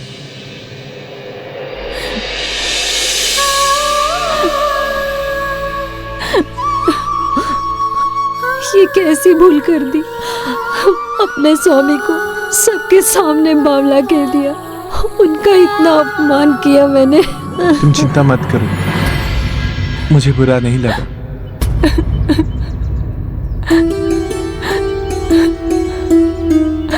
जो हूं वही तो कहा तुमने, बावला। मुझे क्षमा कर दीजिए, मैंने आपका बहुत अपमान किया। नहीं, तुम्हें क्षमा मांगने की कोई आवश्यकता नहीं भूमि। दोष तुम्हारा नहीं, मेरा है। मैं ही भक्ति में खो जाता हूं, भक्ति का ही धुनी हूं, कुछ सोचता ही नहीं, अपने कर्तव्य को भी भूल जाता हूं। ये तो उचित नहीं, किंतु मैं स्वयं को सुधारूंगा। स्वामी, स्वामी, मेरे कारण अब मैं इसे और माँ पिताजी को दुखी नहीं होने दूंगा। आइए मैं आपके घाव पर लेप लगा दूं।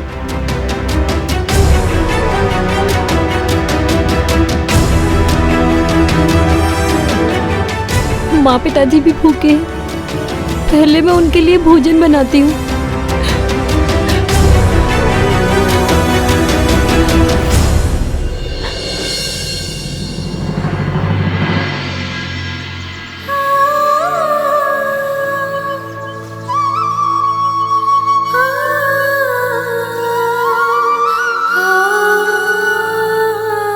भोजन अधिक नहीं है, बस माँ पिताजी के लिए पर्याप्त हो जाए। हम दोनों तो भूखे पेट भी रहना सह लेंगे।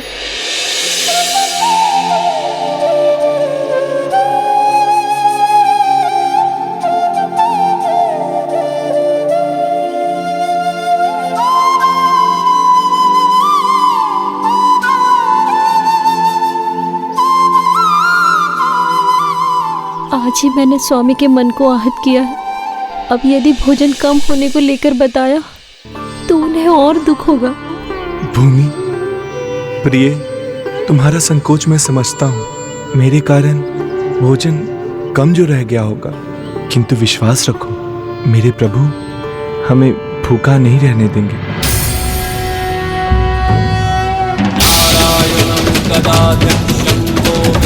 आज तो भक्त के दिए इस चावल के दाने का ही भोग करूंगा मैं।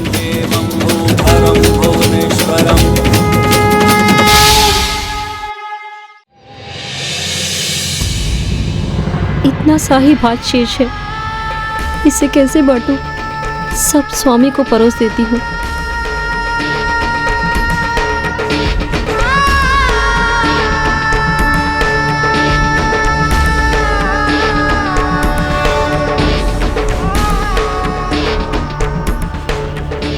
खाइए ना स्वामी। ये क्या क्या प्रिय, तुमने सारा भात मुझे ही परोस दिया। नहीं नहीं, मेरे लिए है। दिखाओ, मुझे भात का पात्र दिखाओ। देखकर क्या कीजिएगा स्वामी, उसमें मेरे लिए पर्याप्त है। तो फिर दिखाने में संकोच कैसा?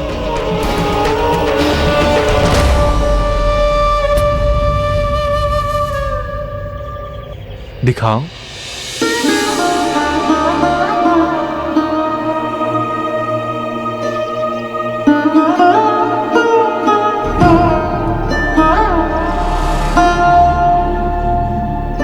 तुमने उचित कहा था, इसमें तो पर्याप्त भात है।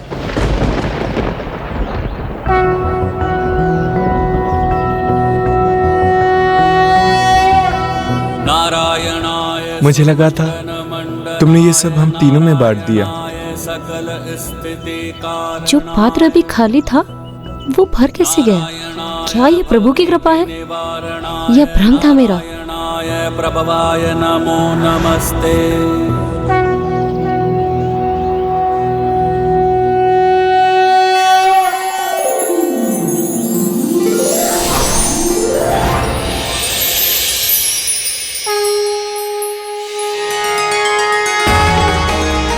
लीजिए स्वामी, और लीजिए। आज प्रभु की कृपा से हम सब पेट भर के खाना खाएंगे।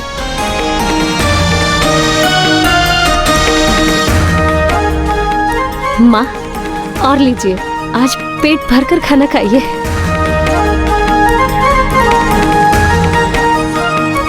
कितनी सरल हृदय है भूमि, साधारण बात से ही इतनी प्रसन्न हो गई। अब मुझे भी कुछ करना होगा जिससे मैं प्रतिदिन इसे इतनी ही प्रसन्नता दे सकूं। तो क्या आपने सच में स्वयं को नियंत्रण में रखने का प्रयास किया?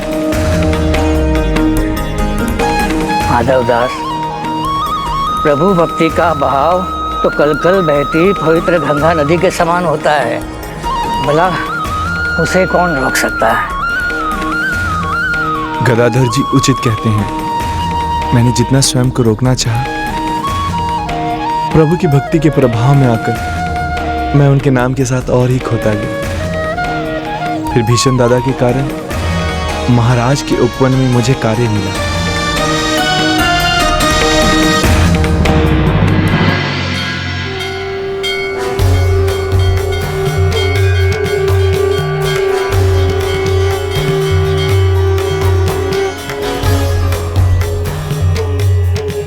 नहीं, मैं स्वयं को संभाल कर रखूंगा।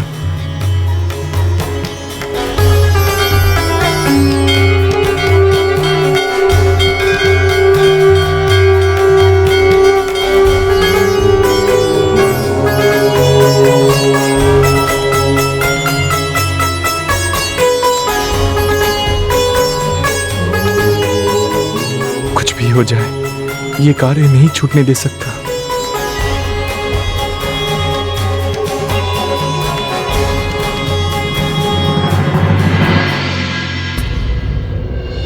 इन पौधों का विशेष ध्यान रखना माली।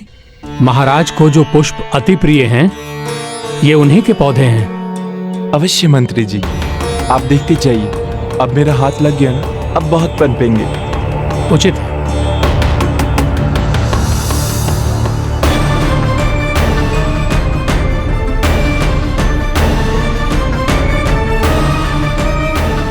प्रभु श्री जगन्नाथ जी की जय। श्री हरि जगन्नाथ जी की जय। प्रभु श्री जगन्नाथ जी की जय। श्री हरि जगन्नाथ जी की जय। शांत मणिदास, शांत। आज अपनी धुन में मगन नहीं होना है तुम्हें। प्रभु श्री जगन्नाथ जी की जय। श्री हरि जगन्नाथ जी की जय। प्रभु श्री जगन्नाथ जी की जय।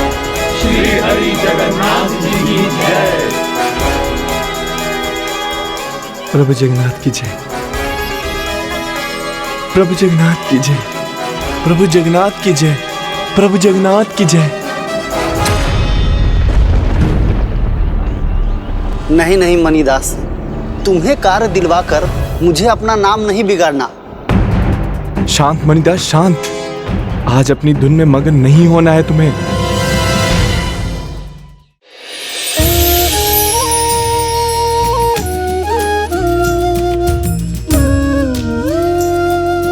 प्रभु श्री जगन्नाथ जी की जय।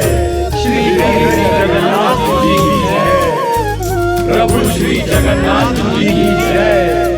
श्री हरि जगन्नाथ जी की जय। अपने परिवार के प्रति जो आपके दायित्व हैं, उन्हें समझिए और उन्हें निभाइए। प्रभु श्री जगन्नाथ जी की जय। श्री हरि जगन्नाथ जी की जय। प्रभु श्री जगन्नाथ। ये हरि नाम का प्याला एक बार फिर मैंने पी लिया तो फिर मतवाला होने से कोई रोक नहीं सकेगा मुझे। फिर बावला हूं मैं, क्या क्या कर डालूंगा ये तो मुझे भी नहीं पता।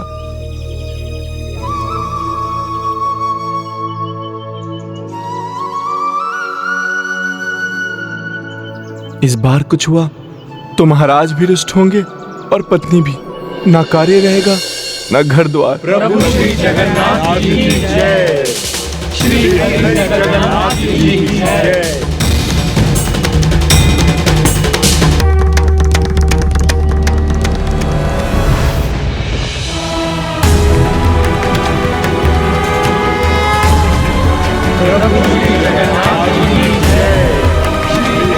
प्रभु जगन्नाथ की जय। श्री जगन्नाथ प्रभु की जय। प्रभु हरि नारायण की जय। प्रभु हरि नारायण की जय। श्री हरि नारायण की जय। प्रभु जगन्नाथ की जय। ये किसका स्वर है? कौन है जो सुबह सुबह मेरी निद्रा भंग कर रहा है?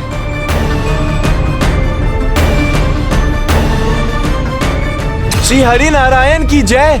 श्री जगन्नाथ प्रभु की जय। श्री हरि नारायण की जय। ये सरफिरा बावला तो अपनी धुन में बह गया है। अगर इसके पैरों के नीचे ये पौधे आ गए तो ये स्वयं तो दंडित होगा ही और मुझे भी दंड दिलवाएगा। की जय। श्री जगन्नाथ प्रभु की जय। सैनिकों, संभालो इसे। श्री हरि नारायण की जय। श्री हरि नारायण। रुको, ये क्या कर रहे थे तुम? महाराज के प्रिय पौधे नष्ट होने वाले थे। बावले हो गए क्या? और यदि तुम्हारा स्वर महाराज के कानों तक पहुंचा होगा तो महाराज की निद्रा भंग हो गई होगी। बहुत क्रोधित होंगे वो।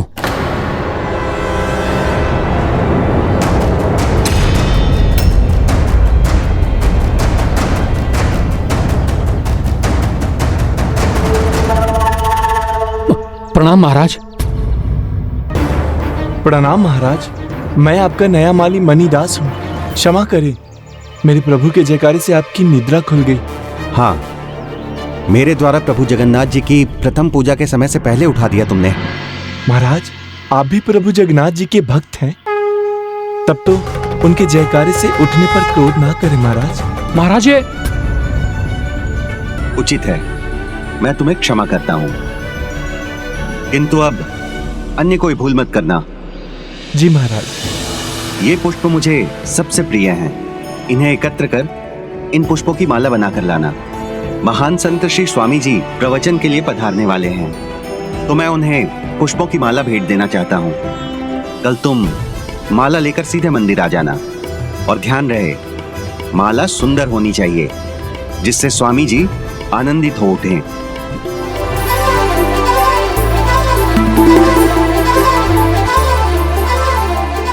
सूर्योदय के साथ मेरी माला भी तैयार होगी।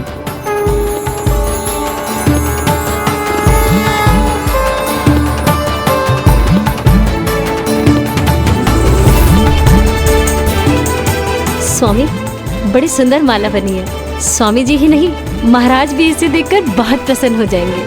मैंने कहा था ना, मैं सब ठीक कर दूंगा। और देखो, प्रभु जगन्नाथ मेरी सहायता कर रहे हैं। पहले तो उन्होंने मुझे नया कार्य दिलाया, और अब मैंने इतनी सुंदर माला बनाई। महाराज मुझसे प्रसन्न होकर राजभवन के कार्य से मुझे दूर नहीं करेंगे।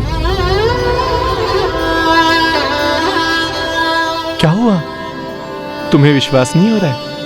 जब भी आपको कोई अवसर मिलता है तो आप कहीं ना कहीं कोई चूक कर देते हैं। बस यही चिंता है।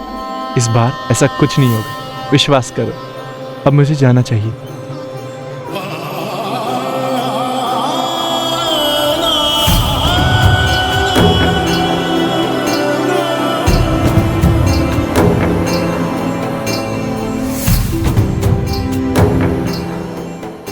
प्रभु श्री जगन्नाथ जी की जय। श्री हरि जगन्नाथ जी की जय। प्रभु श्री जगन्नाथ जी की जय।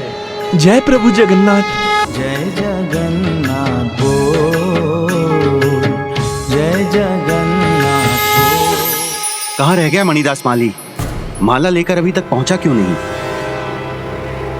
स्वामी जी अब तो पधारने वाले हैं। क्षमा कीजिए महाराज, मैंने पहले सूचित किया था आपको कि मणिदास को कार्य सौंपकर उसके पूर्ण होने का विश्वास नहीं किया जा सकता।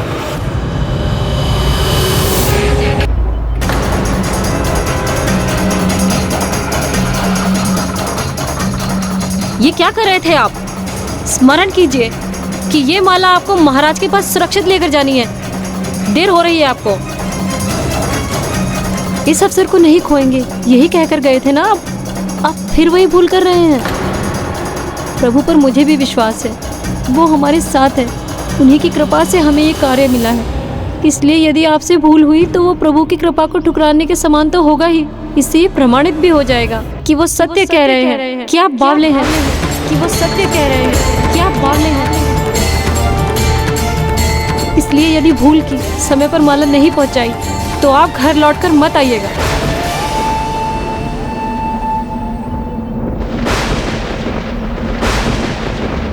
जो अपनी धुन में सब कुछ भूल जाए, बावला बन जाए, उसके लिए मेरे घर के द्वार सदा के लिए बंद हो जाएंगे।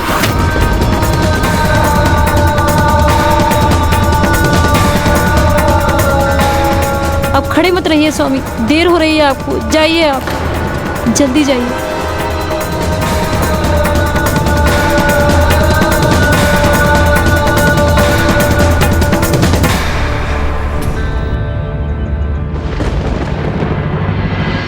कितना भला बुरा सुनना पड़ रहा है आपके इस भक्त को आपकी भक्ति में।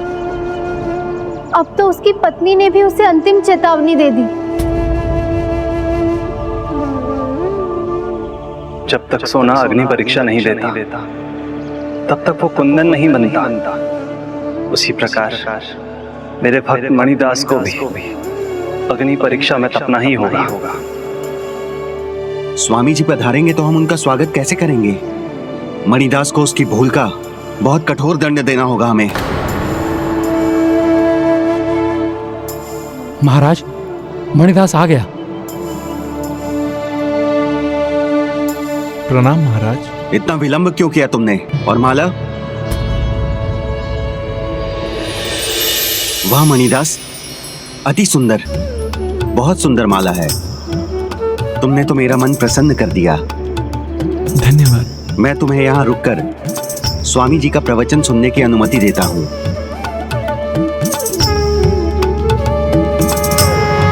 अब कोई भूल मत करना, क्योंकि यहाँ तुम्हें बचाने वाला कोई नहीं होगा। ये प्रवचन स्वयं महाराज ने आयोजित किया है।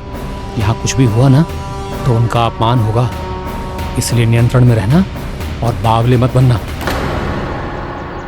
हे प्रभु, हे जगन्नाथ, सभी मुझे बावला समझते हैं। अब आप ही बताइए प्रभु, क्या आपकी भक्ति में वास्तव में बावला हो गया हूं मैं? भक्त मणिदास, शीघ्र ही तुम्हारी भक्ति इतनी परिपक्व होगी कि तुम्हें भी ज्ञात हो जाएगा कि वास्तव में बावला कौन है,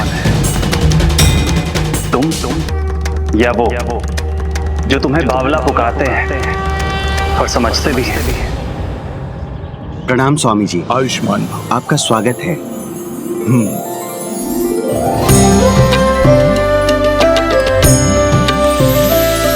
स्वामी जी की जय, स्वामी जी की जय, स्वामी जी की जय, स्वामी जी की जय, स्वामी जी की जय।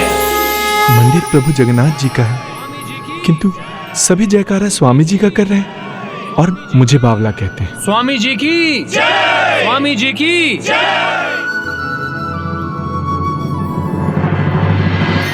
प्रभु श्री जगन्नाथ जी की जय। प्रभु श्री जगन्नाथ की जय। प्रभु जगन्नाथ की जय। प्रभु जगन्नाथ की जय। प्रभु श्री जगन्नाथ की जय।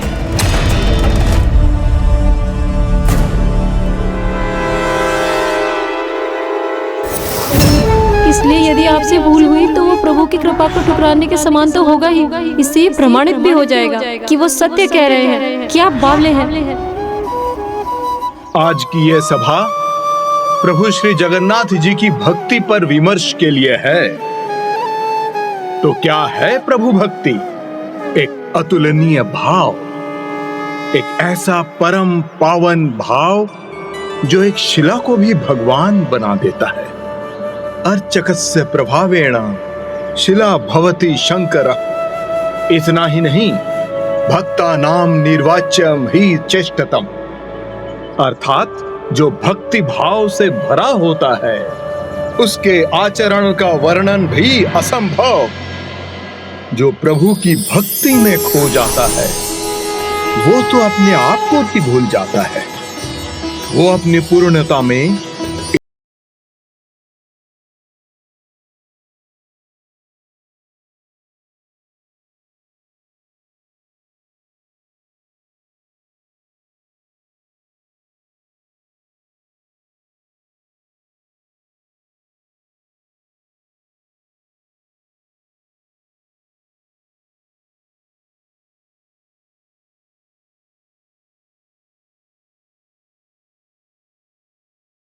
मणिदास बावला हो गया है। ये स्वामी जी को प्रवचन पूरा करने नहीं देगा।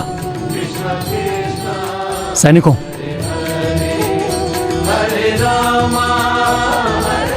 प्रभु श्री जगन्नाथ की जय। प्रभु श्री जगन्नाथ की जय। प्रभु श्री जगन्नाथ की जय। मंदिर के बाहर फिकवा दो इसे।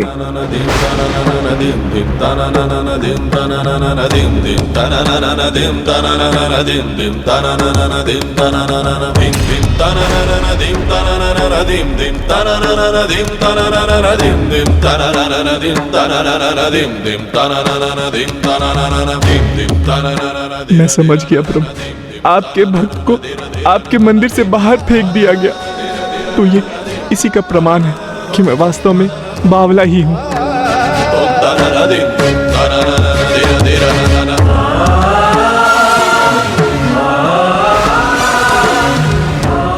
मुझे स्वीकार है ये बावलापन। लोग चाहे जो भी कहें मुझे, बावला, उन्मादी, धुनी, किंतु मैं आपका नाम लेना नहीं छोड़ूंगा। आपका जयकारा करना नहीं छोड़ूंगा। आपका मेरा मंदिर में आना स्वीकार नहीं तो ना सही, किंतु आप तो मेरे कण कण में हैं। जहां रहूंगा आपकी भक्ति करूंगा।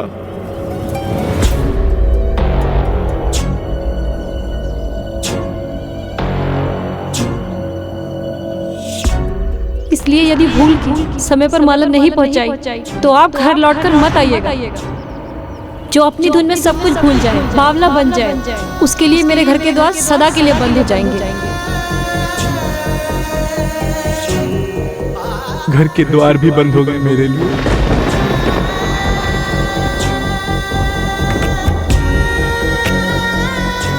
भगवान का घर हो या फिर मेरा,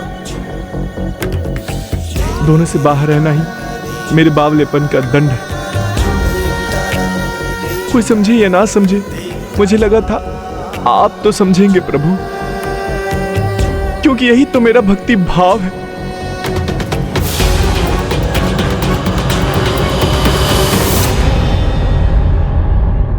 शीघ्र सभी तुम्हारे भक्ति भाव को समझेंगे।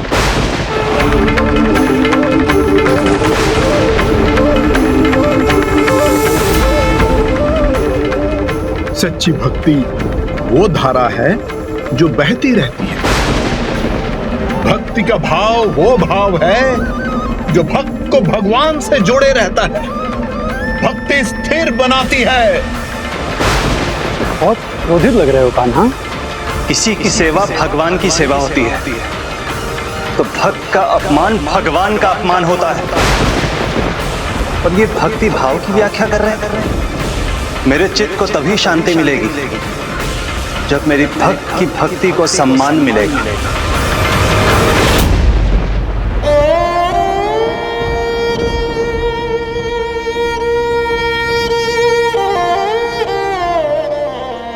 अरे ओ, क्या कर रहे हो यहाँ? चले जाओ यहाँ से। बावले हो गए हो तुम। अपनी धुन में आ गए तो मेरे फूल उड़ाकर हवा में नष्ट कर दोगे। जाओ यहाँ से।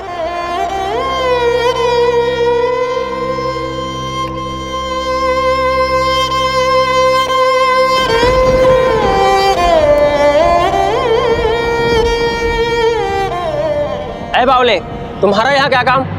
चलो जाओ यहाँ से, नहीं तो मेरी दुकान बंद हो जाएगी। सुस्ताना है तो घर जाकर सुस्ताओ ना। घर नहीं जा सकता, इसीलिए तो इधर उधर भटक रहा हूँ। हाँ हाँ, पता है ऐसी कारस्तानी का कि मंदिर से किस तरह से तुम्हें बाहर कर दिए गए हो, इसीलिए तो घर से भी बाहर निकाल दिए गए होंगे ना। जिस कारण से तुम्हें सब स्थानों से निकाला जा रहा है, वो काम तुम छोड़ क्यों नहीं देते? जाओ यहाँ से, जाओ जाओ।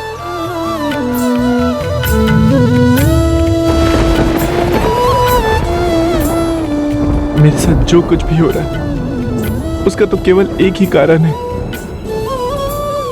प्रभु के प्रति मेरी भक्ति। किंतु वो तो मेरे जीवन का भाग है, उसका तो त्याग नहीं कर सकता। प्रभु का नाम लेना तो नहीं छोड़ सकता। दाऊ, सुभद्रा, ये है अडिग भक्ति। एक ही भाव पर इसका जीवन टिका है। एक ही भाव का ज्ञान है इसे, इसकी भक्ति का भाव। और किसी भाव को नहीं पहचानता ये। सबने अपमान किया इसका, धिक्कारा, धुतकारा, यहाँ तक कि इसकी अपनी पत्नी ने भी इसे अस्वीकारा। सभी के सामने इसे मंदिर से निकाला गया, किंतु इसने मेरे नाम का साथ नहीं छोड़ा। यही अब मेरी सच्ची पूजा है, जो संसार अब इसके उदाहरण से सीखेगा।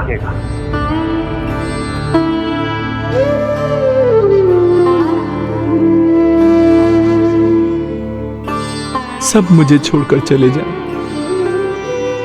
किंतु मेरे प्रभु मुझे कभी नहीं छोड़कर जाएंगे।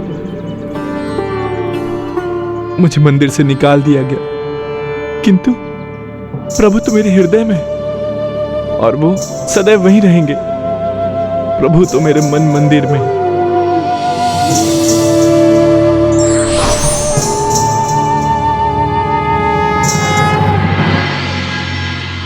यदि जीवन में कुछ है तो वो है प्रभु भक्ति, इससे ऊपर कुछ भी नहीं। जीवन में कुछ भी हो जाए, प्रभु की भक्ति का भाव तो मन में बना ही रहना चाहिए। भक्ति का भाव कभी नहीं त्यागना चाहिए, कभी नहीं। आज जैसे प्रकृति क्रुद्ध हो गई हो हमसे। हे प्रभु जगन्नाथ जी, आपके आंगन में ये क्या हो रहा है आज? राजन! राजन! राजन!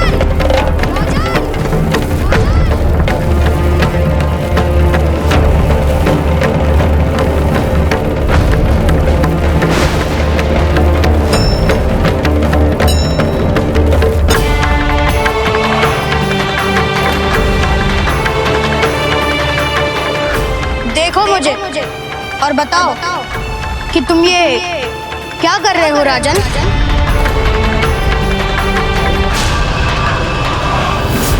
ऐ दुस्साहसी बालक, महाराज से प्रश्न करने वाले तुम कौन हो? प्रश्न मैंने तुम्हारे महाराज से किया है, तुमसे नहीं। तो उत्तर भी उन्हीं को देने दो, क्योंकि दो लोगों के वार्तालाप में तीसरे का हस्तक्षेप तुम्हारे जैसे मंत्री को शोभा नहीं देता।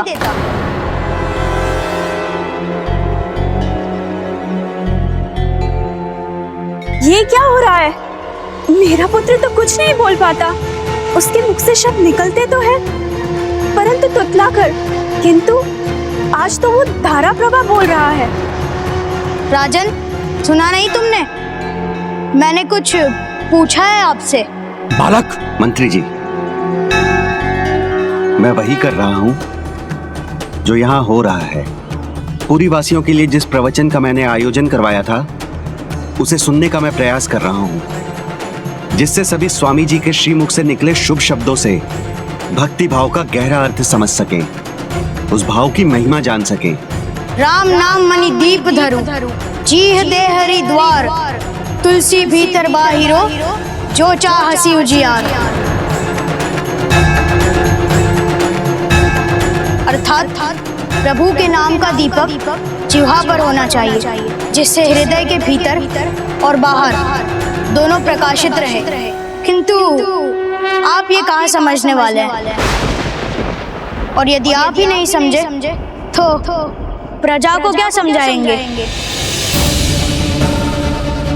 और ना ही भक्ति भाव पर प्रवचन देने वाले ये स्वामी जी। यदि यहाँ एक भी व्यक्ति भक्ति भाव को समझ पाता तो यहाँ वो नहीं होता जो आज आपने किया है। मेरा एक भक्त यहाँ भक्ति भाव में खोकर, भक्ति की सरिता में बहकर और भक्ति से ओतप्रोत होकर मेरे नाम का जाप कर रहा था, और आपने उसे यहाँ से धक्के मारकर बाहर निकलवा दिया।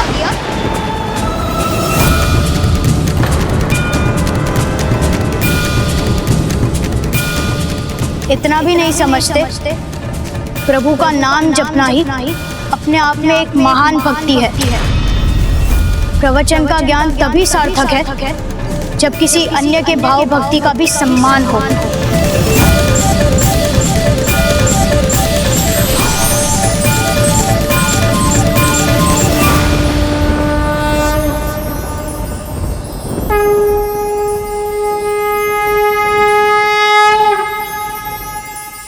भक्त भक्ति भाव से मेरा नाम लिया जाना ही मेरा प्रवचन है। मेरी कथा मेरी पूजा की पूर्ण विधि है। मेरे मंदिर में भक्ति भाव की ही प्रधानता होनी चाहिए। और राजन, आपने उसी पावन भाव का तिरस्कार किया है। निवारणाय नारायणाय प्रभवाय नमो नमस्ते। मुझे क्षमा कर दे प्रभु, बहुत बड़ी भूल हो गई प्रभु, क्षमा कर दीजिए। प्रभु जगन्नाथ दीदी नहीं, प्रभु जगन्नाथ दीदी नहीं, प्रभु जगन्नाथ दीदी नहीं, प्रभु। ठीक हो गया मेरा पुत्र।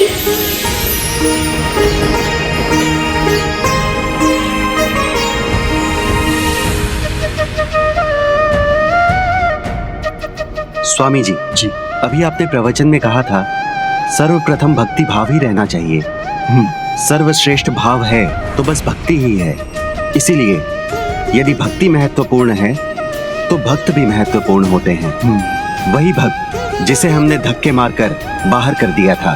तब तो हमें शीघ्र जाकर उन्हें ढूंढना चाहिए, उन्हें सम्मान देकर अपनी भूल का प्रायश्चित करना चाहिए।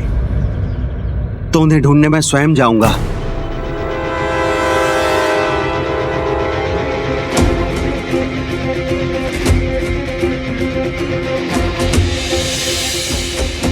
प्रणाम महाराज। क्या तुमने मणिदास को देखा है? हाँ महाराज, उस ओर ही गया है वो। यहाँ बैठना चाहता था परंतु मैंने भगा दिया उसे।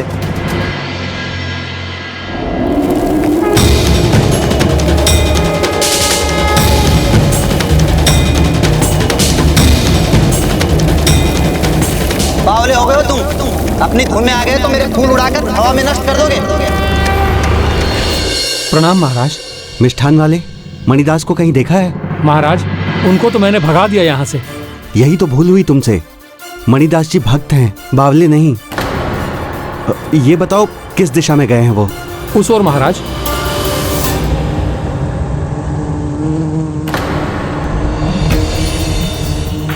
अरे अचानक ये चींटी और मक्खियां कहां से आ गईं?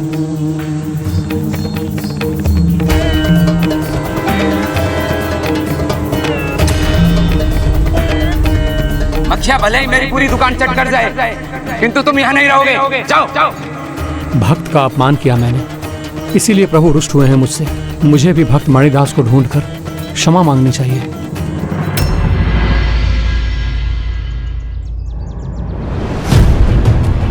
मणिदास, मणिदास, स्वामी शीघ्र जल लेकर आओ।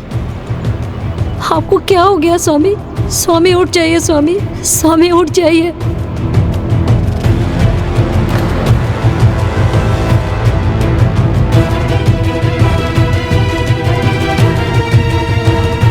स्वामी उठ जाइए।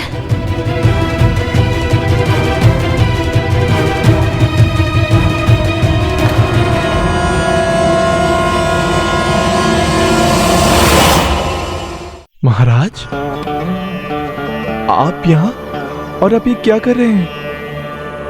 मैं एक साधारण माली हूं, इतने सम्मान के योग्य नहीं। जिसकी सत्ता में जन्म का, रंग का, जाति का कोई भेद नहीं, जहां जो उनकी भक्ति के रंग में रंग जाए वो सब एक समान है। जब भक्ति ही आपकी पहचान है तो आपका सम्मान समस्त संसार करेगा। हम आपसे क्षमा मांगकर आपको मंदिर ले जाने आए हैं।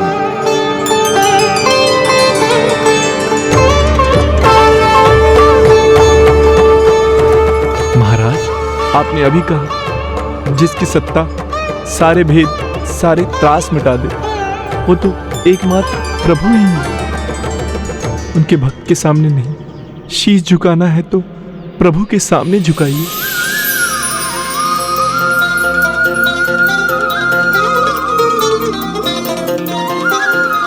भूमि, मैंने कहा था ना, प्रभु हमारे साथ हैं। भक्त मणिदास की जय, भक्त मणिदास की जय, मणिदास की जय, भक्त मणिदास की जय, भक्त मणिदास की जय, भक्त मणिदास की जय। नहीं नहीं, जयकारा करना है तो प्रभु जगन्नाथ की करो, उसी में आनंद है। प्रभु श्री जगन्नाथ की जय, प्रभु श्री जगन्नाथ की जय, प्रभु श्री जगन्नाथ की जय।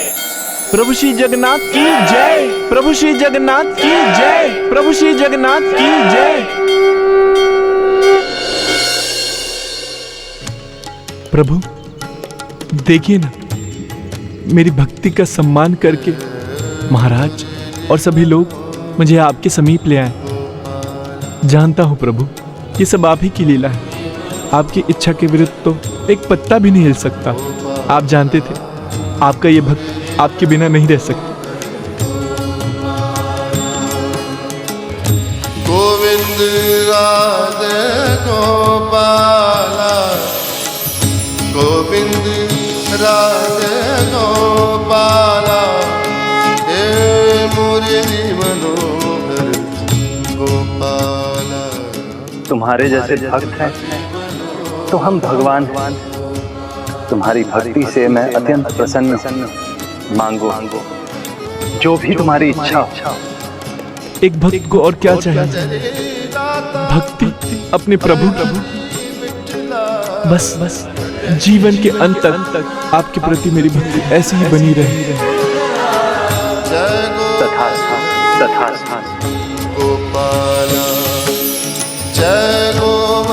मणिदास, आज से तुम्हारा भक्ति भाव केवल तुम्हारे कारण नहीं, अपितु मंदिर में आने वाले प्रत्येक भक्त के माध्यम से आगे बढ़ेगा।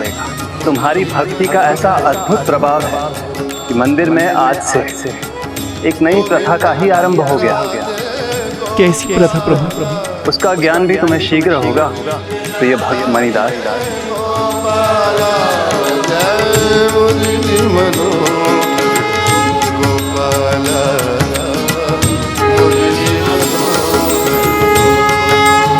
राजा होने के नाते मैं ये घोषणा करता हूँ कि प्रभु जगन्नाथ जी की इच्छा से आज से मंदिर की नई प्रथा ये रहेगी कि यहाँ प्रभु की पूजा की कोई प्रथा नहीं रहेगी, ना कोई विशेष प्रणाली और ना ही कोई विधि विधान से बनेगी प्रभु की पूजा।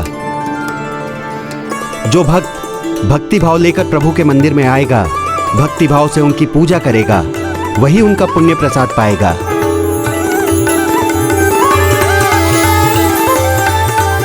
आप सभी को मेरा सुझाव ये भी है कि निर्मल भक्ति भाव से भरा भक्ति का पथ जो मणिदास ने हमें दिखाया है उसका पालन करें, भजन करें, प्रभु पूजन की जैसी प्रेरणा प्रभु दें वैसी ही पूजा करें, क्योंकि भक्ति भाव से प्रभु को मन में बसाओगे तो साक्षात उनके दर्शन पाओगे।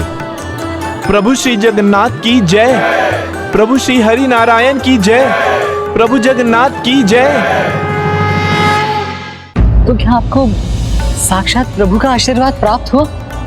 हाँ, उसके बाद मैंने अपने माता पिता को खोया और अपनी अर्धांगिनी को भी, किंतु प्रभु मेरे साथ है। तो इतना बताने की कृपा कीजिए, कैसे दिखाई देते हैं मेरे प्रभु? प्रभु की छवि का वर्णन करना उतना ही कठिन जितना ये बताना कि सूर्य में ऊर्जा कितनी है। इसका अनुभव तो आप स्वयं कर सकते हैं जब प्रभु आपको दर्शन देंगे। वही तो बात है, मेरे प्रभु मुझे दर्शन देते ही नहीं, मेरा हाथ थामने आते ही नहीं। इच्छाओं से परे हैं वो असीमित शक्तियों के स्वामी हैं, जिन्होंने अद्भुत सुंदर विस्मयकारी संसार की रचना की है, जिसमें सूर्य, चंद्र, तारे सभी अपने स्थान पर स्थित हैं और गतिमान हैं।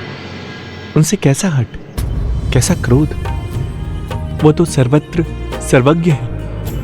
वो तो केवल सरल भक्ति भाव के भूखे हैं। भक्ति भाव से उनका पूजा और मनन कीजिए, फिर देखिए कैसे प्रभु दौड़े चले आएंगे आपको दर्शन देने। आइए प्रभु की पूजा करते हैं।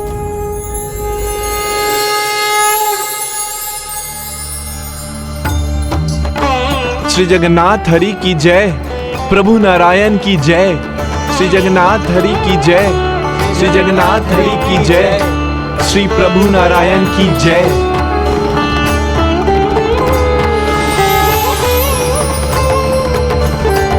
प्रभु जगन्नाथ की जय, प्रभु हरि नारायण की जय। बस अब तो एक ही आस है कि कब मेरे प्रभु आएंगे मेरा हाथ थामने। चिंता मत करो भक्त माधव दास, प्रभु आपकी भक्ति के साक्षी हैं। उचित समय पर वो आएंगे और आपका हाथ थामेंगे।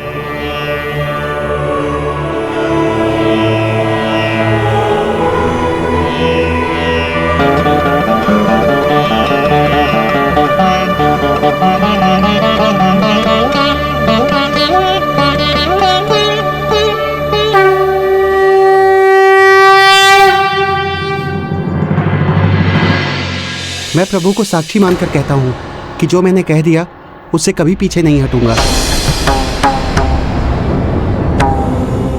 यदि ये अपने वचन से मुकर भी गया तो भी प्रभु साक्षी बनकर सत्य बताने थोड़ी आएंगे। ही नहीं माधवदास, प्रभु आते हैं, स्वयं आते हैं। एक बार अपने भक्त के साक्षी बनकर आए थे, इसलिए तो उनको साक्षी गोपाल कहा जाता है। यहीं निकट में साक्षी गोपाल मंदिर भी है। वहां जाए बिना, प्रभु के दर्शन किए बिना यात्रा को पूर्ण नहीं माना जाता। सत्य कह रहे आप? प्रभु स्वयं आए थे? प्रभु स्वयं आए थे द्वारका से, अपने भक्त के साक्षी बनकर यहाँ पूरी नगरी में। साक्षी गोपाल गजानन? हाँ पुष्पदंत जी, पुरी क्षेत्र में स्थित साक्षी गोपाल मंदिर। भगवान गोपाल जहाँ अपने भक्त का मान रखने स्वयं साक्षी के रूप में आए।